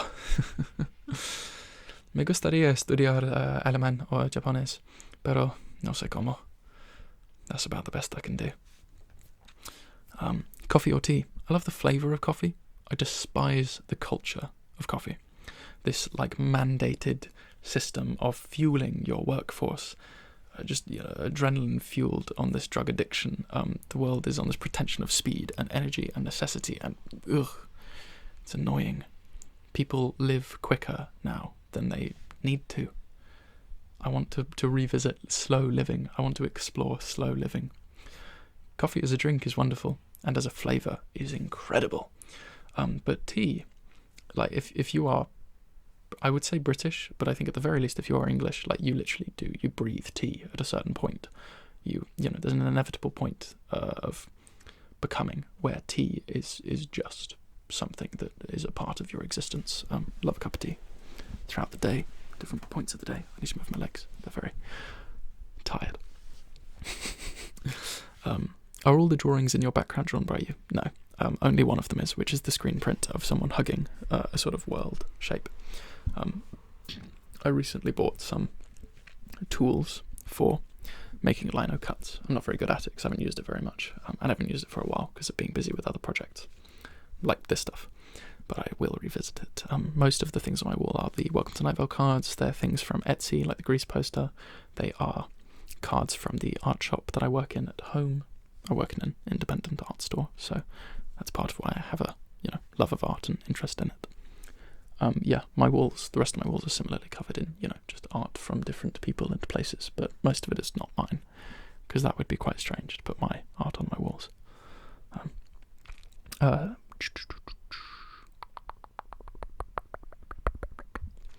long have you been doing art? Less than a year, really, with any level of kind of serious intent or it being remotely decent or interesting looking. If reincarnation does exist, what would you want to be reincarnated as? Depending on the degrees of kind of sentience or levels of being that we're talking about, a dog with the hope of being well loved, or possibly a tree and part of that sort of jungle or fungal network. If I were to be a mushroom or something, something that's part of that huge neuron path. Oh, my leg is so sore. A well-loved dog or a tall tree, I think, would be cool. Since when have you been writing? Were you the kid to always write down their thoughts? Did you keep a diary? Never a diary too much until I was 18, I think, is when I more actively started keeping a diary, because I was given a very cool looking one as a present, and so I started, scrawling stuff in that. But I did always tap away phone notes. I've always, had kind of English as my subject choice, I suppose, and so writing has always come through that, and I've always had a desire to be creative. So I've never so much like diaried in like the typical diary sense of today I went and that's not proper journaling. It's not proper journaling. It's not a bad way, but yeah, there's a YouTube channel actually called Jared Henderson, who fairly recent channel, who talks a lot about like different styles of approaches to journaling and philosophy and such. And if you're interested in journaling, it's a good video to watch, or series of videos. I sort of already had my own, methods figured out by then, but if you're interested in different kind of potential ways to consider journaling your day, it's a good thing.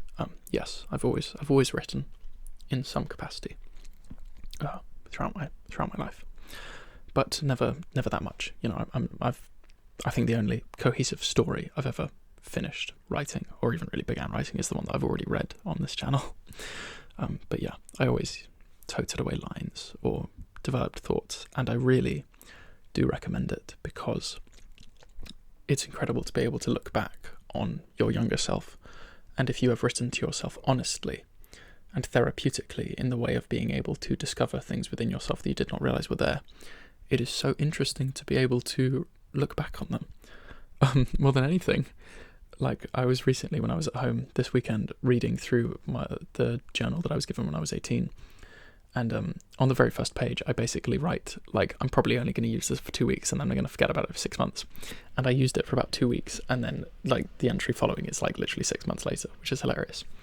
But the biggest thing of it is the amount of honesty that I was very surprised to realize I'd put into it that I didn't think I had actually done, of essentially, this person, this fragment of self, of past self, who was in places happy, of course, and themselves, but also in many ways miserable for a variety of reasons that were justified at the time, but in a way that was actually so incredible to look back on and be able to go, things are so different now.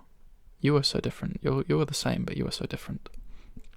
It's really interesting. It's a really cool experience, but it only comes if you kind of allow yourself to actually, emote on paper. It is not about describing your day in its constituent parts. It's about streaming how you feel and what's actually lost in your head, and then kind of reflecting on it. Reflection is the key to living properly. Actually, thinking about yourself in the perspective of what you do and what you have done, and evaluating it and recognizing what is good and bad in what has gone on. When or what was your first encounter with ASMR, and how did it make you feel? Did you just randomly start watching ASMR videos one day, or was it something else that made you want to explore the genre? I actually have a very particular reason for why I first encountered ASMR, and it was because my younger sister, I have 2 siblings, an older and a younger sister, 2.5 years each way. And my younger sister was really upset one day when I was in, I think, like year 10, year 11, so I was probably about like 15, GCSE year-ish, or the year before, I don't remember which. She was really upset, and I asked her why, and it was because there had been some girls at her school who had just been quite nastily talking about ASMR, judging it in the way that anyone who doesn't kind of understand or give it a go to realise what the point of it is, were just talking quite horribly about it, and she was quite upset by that, of people talking down, I think, about a thing that she liked, of essentially, like, why are you punching down so hard on something that is just about relaxation and making people feel okay who don't feel okay? And she was so kind of upset by this that I was quite moved to be like, well, I've never really engaged with ASMR, but I know about it, but I don't really know what it is or what it's like. But it seems a little bit weird, so I'll just check it out because I'm really curious, given how kind of upset she is over this, that I want to find out about it more. And I did find it strange at first, but I continued listening to it, and then I found it interesting, and then eventually it just became a thing that I have always had in some capacity engaged with. I actually, more than anything, listened to a Hearthstone player. I have to be careful about his name because you're going to hear the name and flag up. But of course, it is not the devil who you will think of at first. But it's Trump the Hearthstone player, the mayor of Valuetown. I listen to him far more than ASMR actually for going to sleep, of just having his arena runs on, of Hearthstone Arena, the card game. I like strategy games. But yeah, that was what made me first find out about ASMR.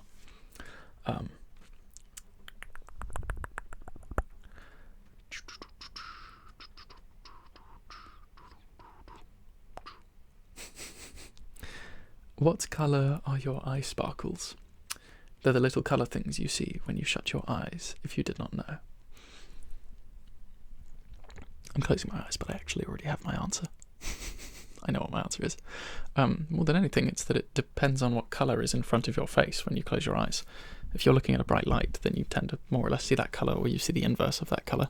So the colour changes, depending on what's in front of you. But broadly, I think people see like a greyish silver. I was looking it up to see if there was anything like, actually if people had like varied things, but I think broadly it's like a white silveriness.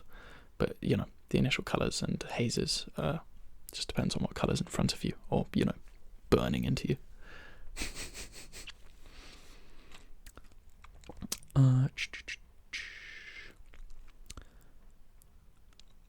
Have you travelled at all? If so, what is the best place you've gone? I've not really travelled that much. I would like to travel more, and I'm going to, hopefully this year, after I graduate, go travelling with some friends. If you had to recommend anything, what would it be? I've already said a whole bunch of books, of course. Games that I love. Greece, which a few of you have actually played as a result of seeing the poster, which, like, I bow to you, iconic. Like, that is incredibly cool to me, that people have actually played it as a result of seeing it. I also love Slay the Spire and Hollow Knight. What Remains of Edith Finch. Play What Remains of Edith Finch. It's a very narrative game, so you don't need to be, good at games or anything to play that. What Remains of Edith Finch is amazing, and it's very short. It's really, really cool game. A song, again, I can't think of songs off the top of my head, even though I meant to, compile a list. But Memorial by Susan Sondfor, and that's like an O with a strike through in it. I don't know how you pronounce that. I have a lot of songs that are like, 10 to 20 minute long tracks and things, but that one's very good. That's a very good piece of music. What character, movie, book, series, etc. do you identify the most with?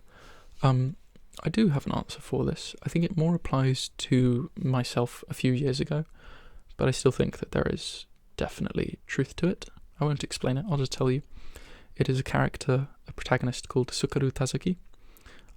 No, if any of you alerted your heads going, which anime is that? Which anime is that? No, not an anime.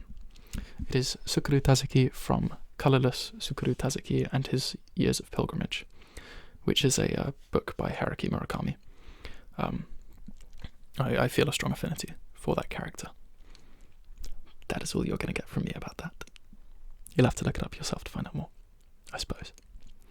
Do you believe opposites attract, speaking in friendships, relationships? Yes, absolutely. They of course do. But it depends on what you mean when you say opposite and which topics they're opposing each other on. If you don't have anything in common at all with a person, then it's impossible to have a conversation with them that is anything interesting. You can't talk to someone who you don't have anything to talk about with. People who are the same as each other, like literally the same, that isn't interesting. You also don't have anything to talk about, even if you have the same topics for more than a small amount of time.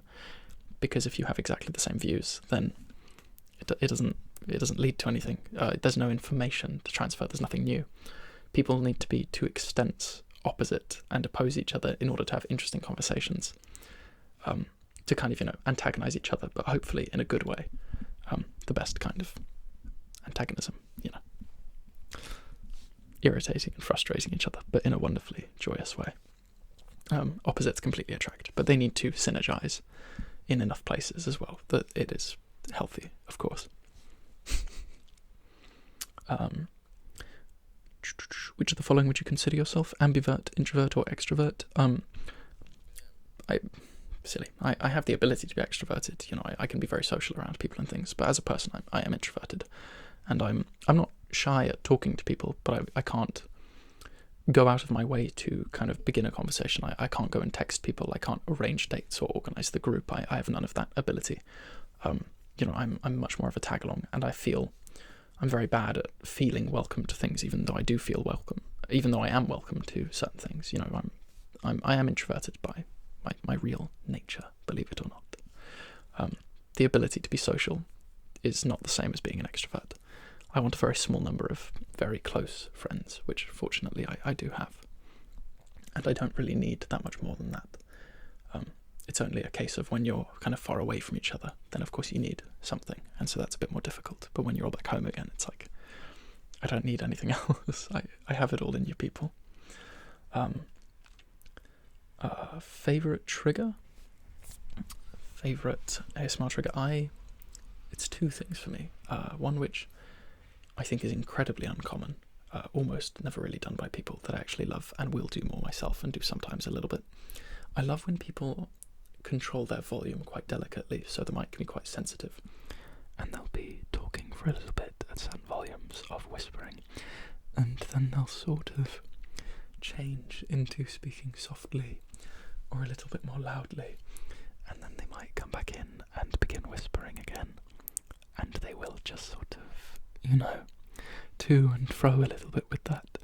And I also really love actually kind of just like face touching things, and when it's quite aggressive, I like a lot of visual triggers. I fucking hate lights. I hate when people shine a light in your eyes. Why is that a thing? I understand people might enjoy that, but like, it's not for me, which is why I make a lot of jokes about different lights, because I'm never going to use a light in any of my videos that is like actually a torch shining in your eyes. I despise that with my soul. There's a bunch of people on that video being like, get a real light. Why doesn't he have a light? How did you do the light effect?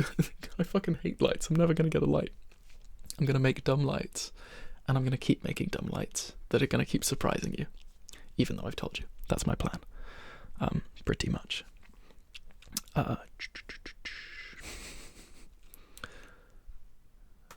Best impression. Can't do impressions, only voices, but I can't really do them from my current position with the microphone like this.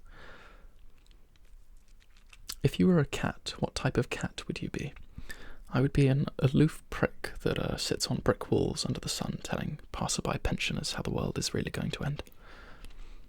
Dill pickles, sweet pickles, or no pickles. All pickles are good by me. Pickles, gherkins, very tasty stuff. Tasty business.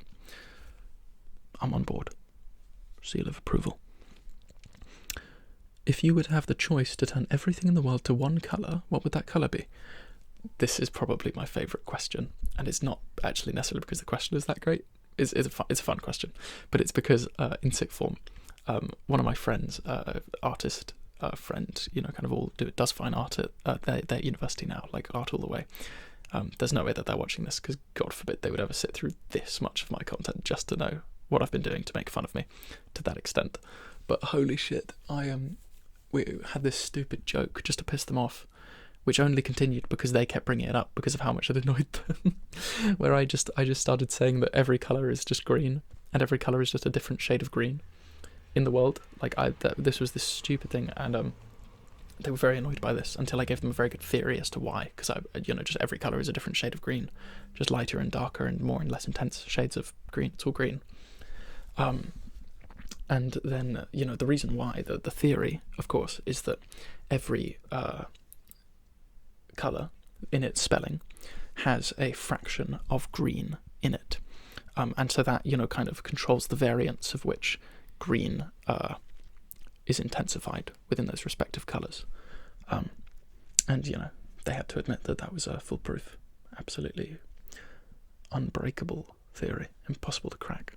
And then in first year of university, actually, I didn't end up doing this, but I planned out quite a lot, so I might come back to it one day, I think, as a potential thing to work on. It's one of those kind of on pause until it isn't, I suppose, things, where I was going to write a short story on the topic of change, with the idea that where the entire world suddenly became orange, basically.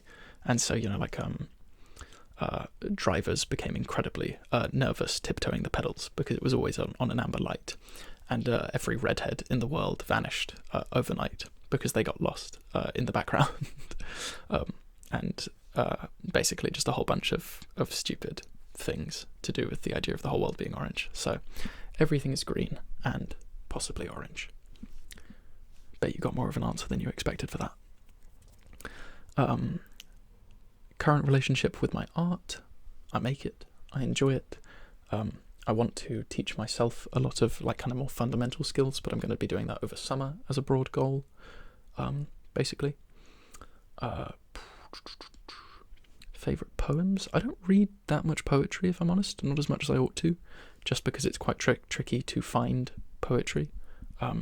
It's, poetry collections are just it's a lesser sort thing. It's harder to navigate that, and individual poems might be good, whereas across a whole thing there's not that many, whereas a book is one continual experience, so poems are just a bit more difficult to find. I do have some poems that I love, and I'll possibly read some on some different videos, and sometimes like my own writing has poetic qualities to it, and sometimes I write things that are more like literally close to poetry. But yes, we shall see in the future. I will perhaps elaborate on that more. I'm so sorry for all of the noises, especially because I know I'm not going to edit them out, because this is just one whole long cinematic movie. So Eric, I'm upset about that. Are you upset about that? I'm upset about that. Are you the type of person to annotate books? I mean, my degree necessitates it, so yes, but generally whilst reading, personally, I don't do that too much. I sometimes save interesting lines, but I see a lot of people who just like post on Instagram stories and stuff lines of books, and they might be kind of interesting, but there's also I don't like the aestheticization of that. I don't know, books are personal experience, and then a nice thing to be able to talk about. Yeah, I keep track of the core things, but I broadly just kind of prefer retaining the memory of the story as a whole. Then, unless there are certain things in certain passages that always like really strike you, or whatever, and you kind of take note of it. And during degree things, like I'm taking out every single word of that book is being dissected several times over in a myriad of ways. So yeah, by all means, I certainly annotate books. How would you describe your personality? What is your sense of humour like? Those are up to you guys. I can't tell you that about myself. You tell me. That's not the kind of thing that you say about yourself. Well, my sense of humour is very silly. But again, that's sort of more like you experience it, and therefore you have a better understanding of what I do, because I'm doing things innately and behaving innately, rather than controlling decisions that much. Do you care for small talk? Does anyone in the world care for small talk? Do you care for small talk? Who cares for small talk? Small talk happens as a result of not being capable of having a conversation with someone, or like a dog walk. Small talk with someone is okay. Small talk sucks. It's the least interesting thing in the world. It lacks information. Zero information will ever be conveyed in small talk. That is literally the definition of small talk, is conversations in which nothing is actually discussed of interest whatsoever. So no, not really my cup of tea. Do you have anything you're particularly interested in right now? If so, what is it? I love this one because what is this channel? What do you think this channel is? I would probably say this is my current interest. I know that's not how you mean it. I hope I'm not coming off mean. Yes, this is what I'm currently interested in, I suppose. Which football player do you find amazing the most by appearance and skills? Brackets, not American football. Bro, you think I give a shit about football? I'll tell you what, I've been watching Ted Lasso lately. It has fuck all to do with football, other than that it's technically football, but my god, it's one of my favourite shows I've ever seen. People were raving about it for a long time. Third season just came out, so I need to get on that. It's incredible. That show is amazing. Yeah, I don't care about football. I watched a lot of football 2 years ago, because I lived with a flat of kind of football lad type dudes. So I watched a lot with them and asked a lot of questions and never learnt anything, because football is only interesting when it's exciting, which is like 1% of 10, 1% out of 10 games. I don't know. Football's not that interesting. Yeah, unless you know the internal narratives of it, which is why the World Cup is interesting, because you can actually root for people. But if you're not a football person and you're watching just these random teams play, then it doesn't mean anything unless you're invested in someone, because you have like a kind of legacy understanding of that team, and you understand all the dynamics within. Then you've created your own narrative structure, and therefore you're able to generate meaning out of it, and that suddenly becomes exciting. But for anyone else like me, We're just muggles about the place. It's boring. Fun to play though. Would you rather have Would you rather have a third leg or a third arm? Would you rather have a third leg or a third arm? Arm, more utility, and what would I need 4 legs for? Terrible joke. If you were a frog, would you wear pants? Why or why not? Great question. I asked my younger sister this question. I'm going to use her answer of leggings to stretch out and kind of elastic, give you some spring when you leap, and them sexy frog leggies going. So yeah, I guess a pair of sexy leggings.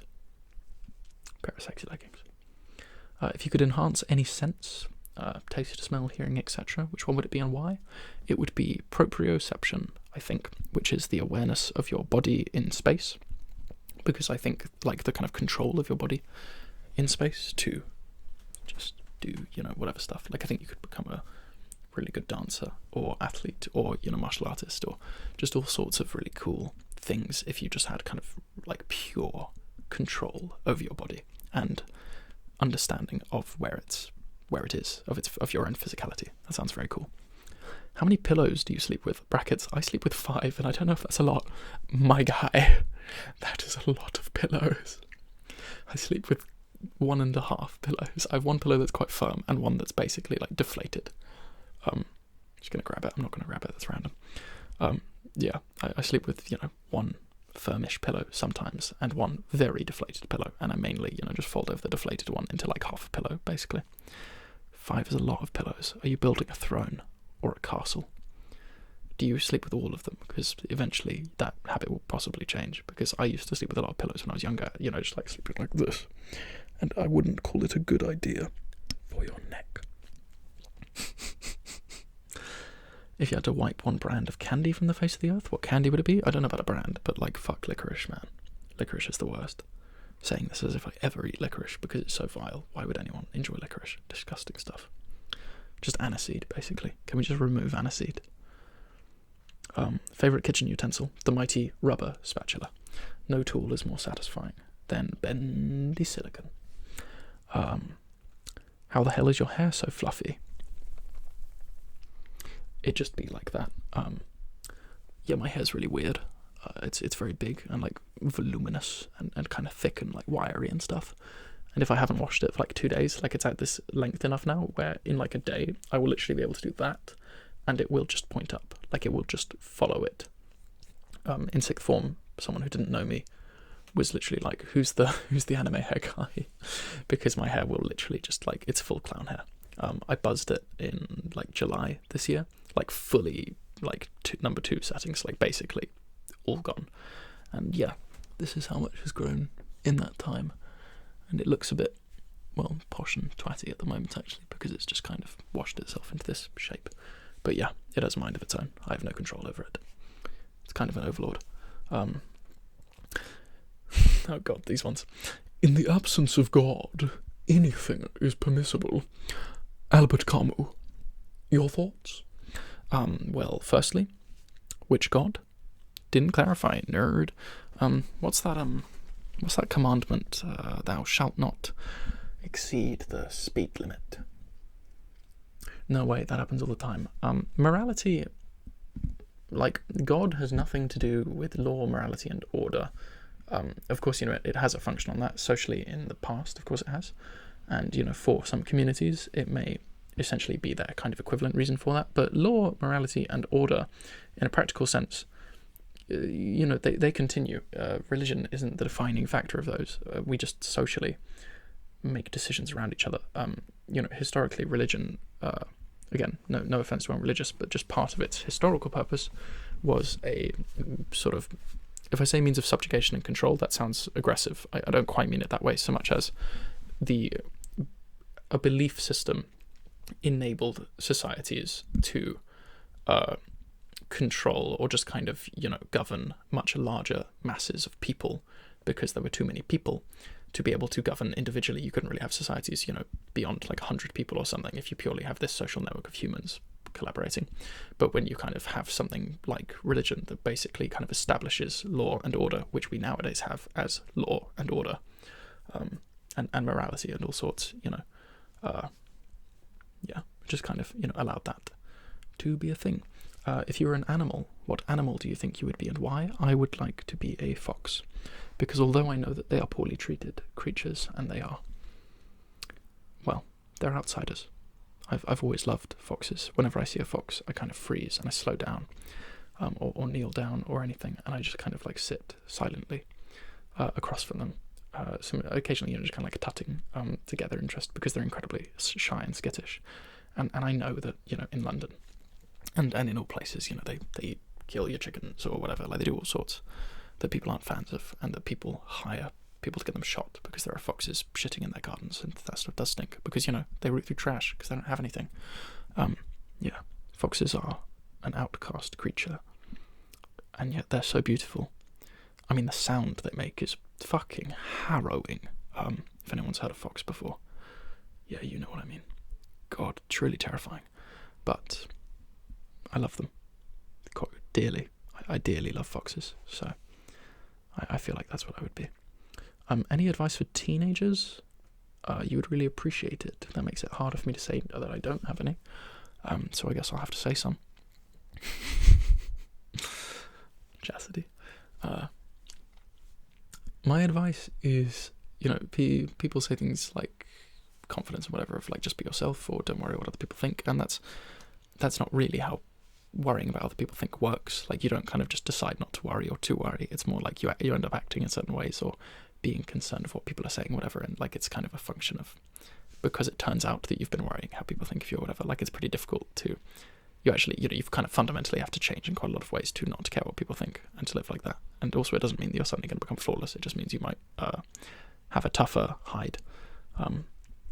My advice for teenagers is to both realise that adults are not people who know what they're doing. They are just older. They're more experienced. Everyone is making it up as they go, but some people have, established systems and patterns, or just certain, things have happened enough in their life that they're able to function in certain ways. Everyone is winging it though, and that's fine. Like, there's nothing wrong with that. So don't stress too much about the idea of not knowing what you want or what you're doing, because no one does. Just continue to reflect on yourself. Journal if you can. You'll enjoy looking back on it when you're older. Even if you find it cringy, I think you will enjoy looking back on it. Try to put yourself out there in all the ways that I haven't been able to in the past, and do now at times, and do not in ways that I wish I still did. Take every opportunity that is given to you. This is something that I don't do enough. This advice for myself. Just, anything that you feel like you are too nervous to do, just go and do it, because the worst thing that happens is you decide that you didn't like it that much, and the best thing that happens is that everything changes and it's amazing. Don't be afraid of yourself. Don't be afraid. It's all okay.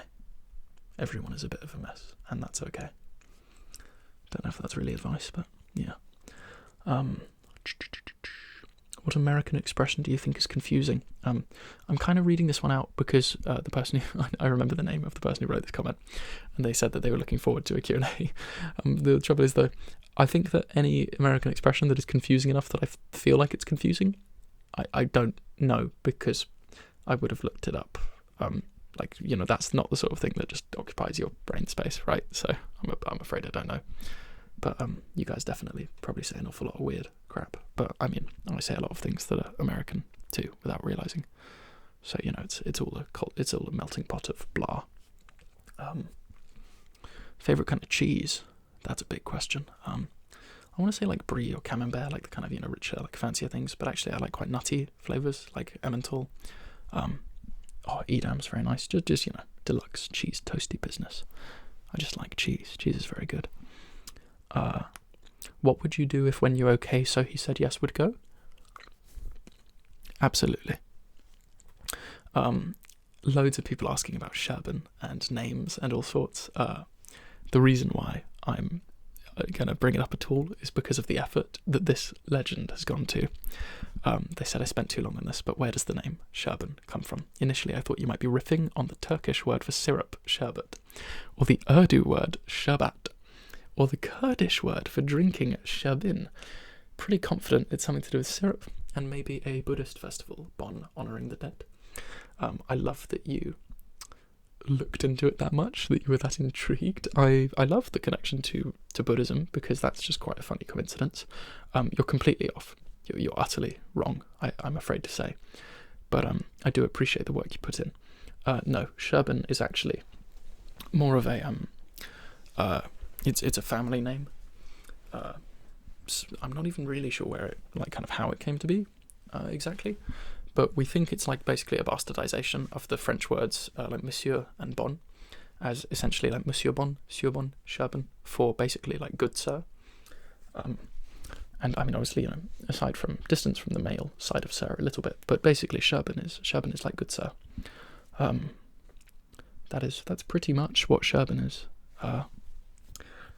Monsieur Bon, good sir, Monsieur Bon, Sherban, and that is who I am. And that is my name. that is my name. That is this person's name who you see before you in all of their forms, because you only see this form on this device or varied screens that you do. And no matter how myself I ever am, I am always still this person on this screen.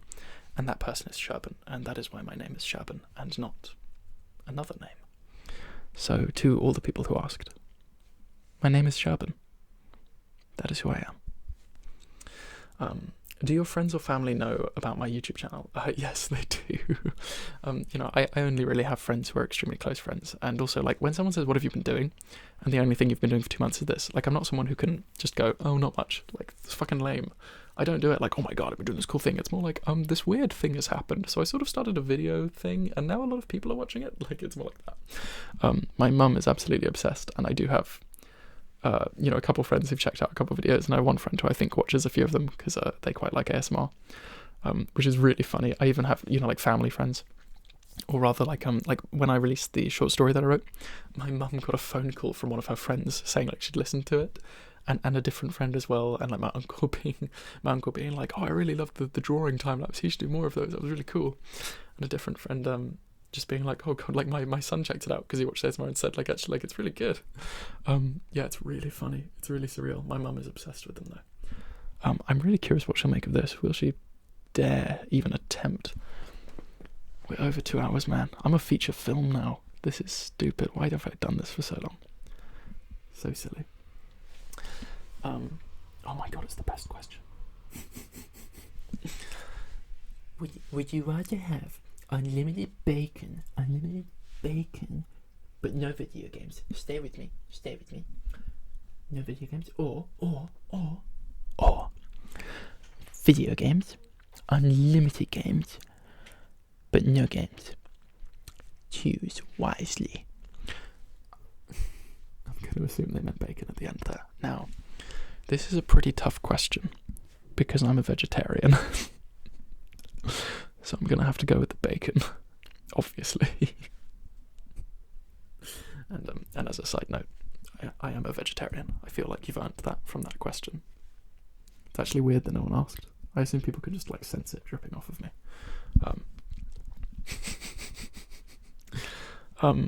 What makes you laugh? Most things. I laugh about most things. My reaction actually to most things is not to laugh as if like, haha, I find it funny, but like I kind of exhale in a bit of a laugh to just most things people say. Like, it's just my way of like acknowledging is going like, actually, this is a bit personal, I suppose, some actual juicy gossip for anyone who's made it this far. But like when like making out with someone or something, like I tend to, it's quite funny. It's a funny experience, so it makes me laugh, and I think then it makes the other person quite self-conscious, or it has before, and that's quite awkward. And I'm like, no, this is really enjoyable. This is really fun. I'm enjoying this. I'm smiling. It's because this is entertaining, and I'm smirking. What makes me laugh is seeing people I love having a good time, seeing my friends being themselves, and being silly. Does the woodland jackalope hear you howl so loud? The dusk is upon us. What will you do? Will you go out and roar your heart out? I think not. Not you. Definitely not you. I feel like you kind of answered your own question there, so I don't really have the ability to give you one. You've decided for me, but I thought it was cool, and I'm curious about if that's from something or if that was just where you were writing. Interesting.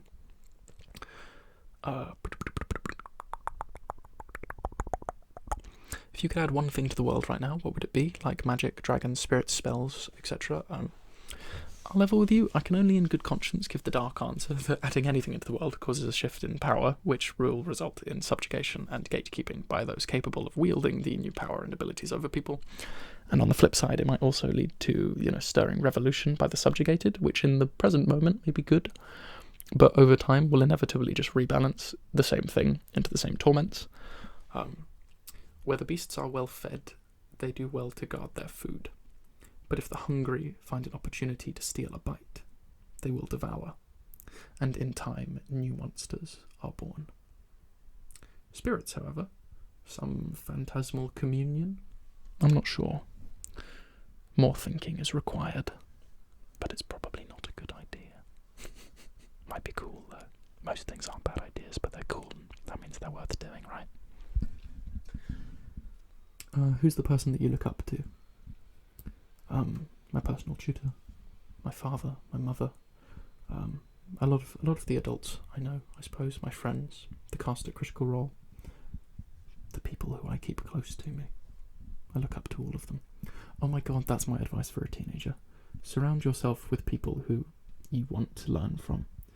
Don't be surrounded by people who make you feel like shit. That's never going to get better. They're just shitty people, and they need to realise that about themselves as well. Surround yourselves with the people who you want to learn from, who you aspire to be like.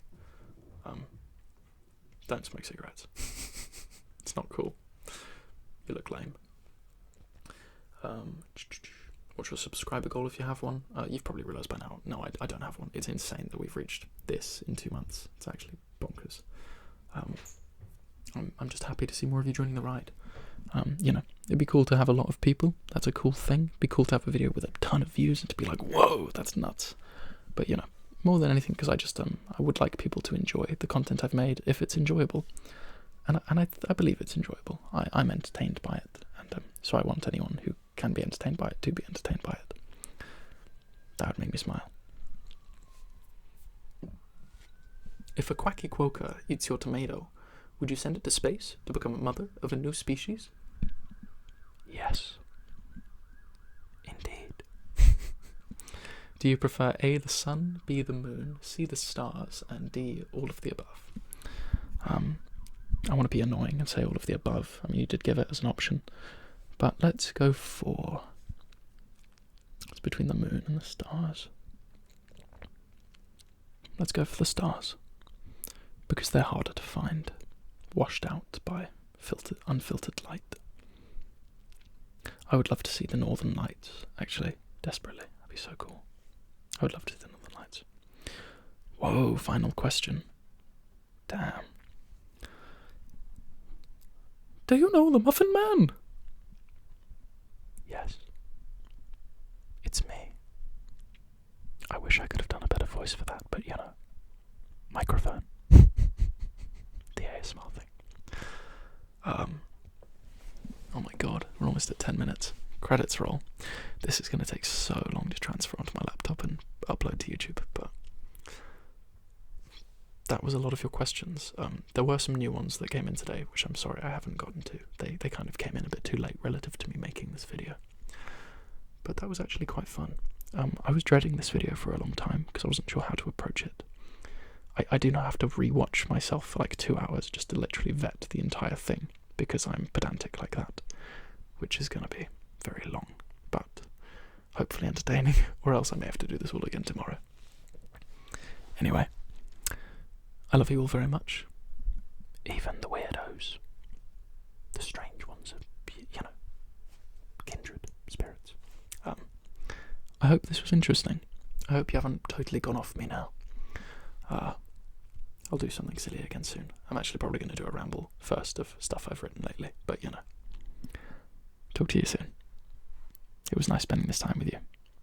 And I hope you can finally uncross your legs and that they have not gotten frozen in place. You're going to hear them snap like like twigs as soon as you move your legs. Good night. Have a good night. I assure you, it will be a good night. Good night.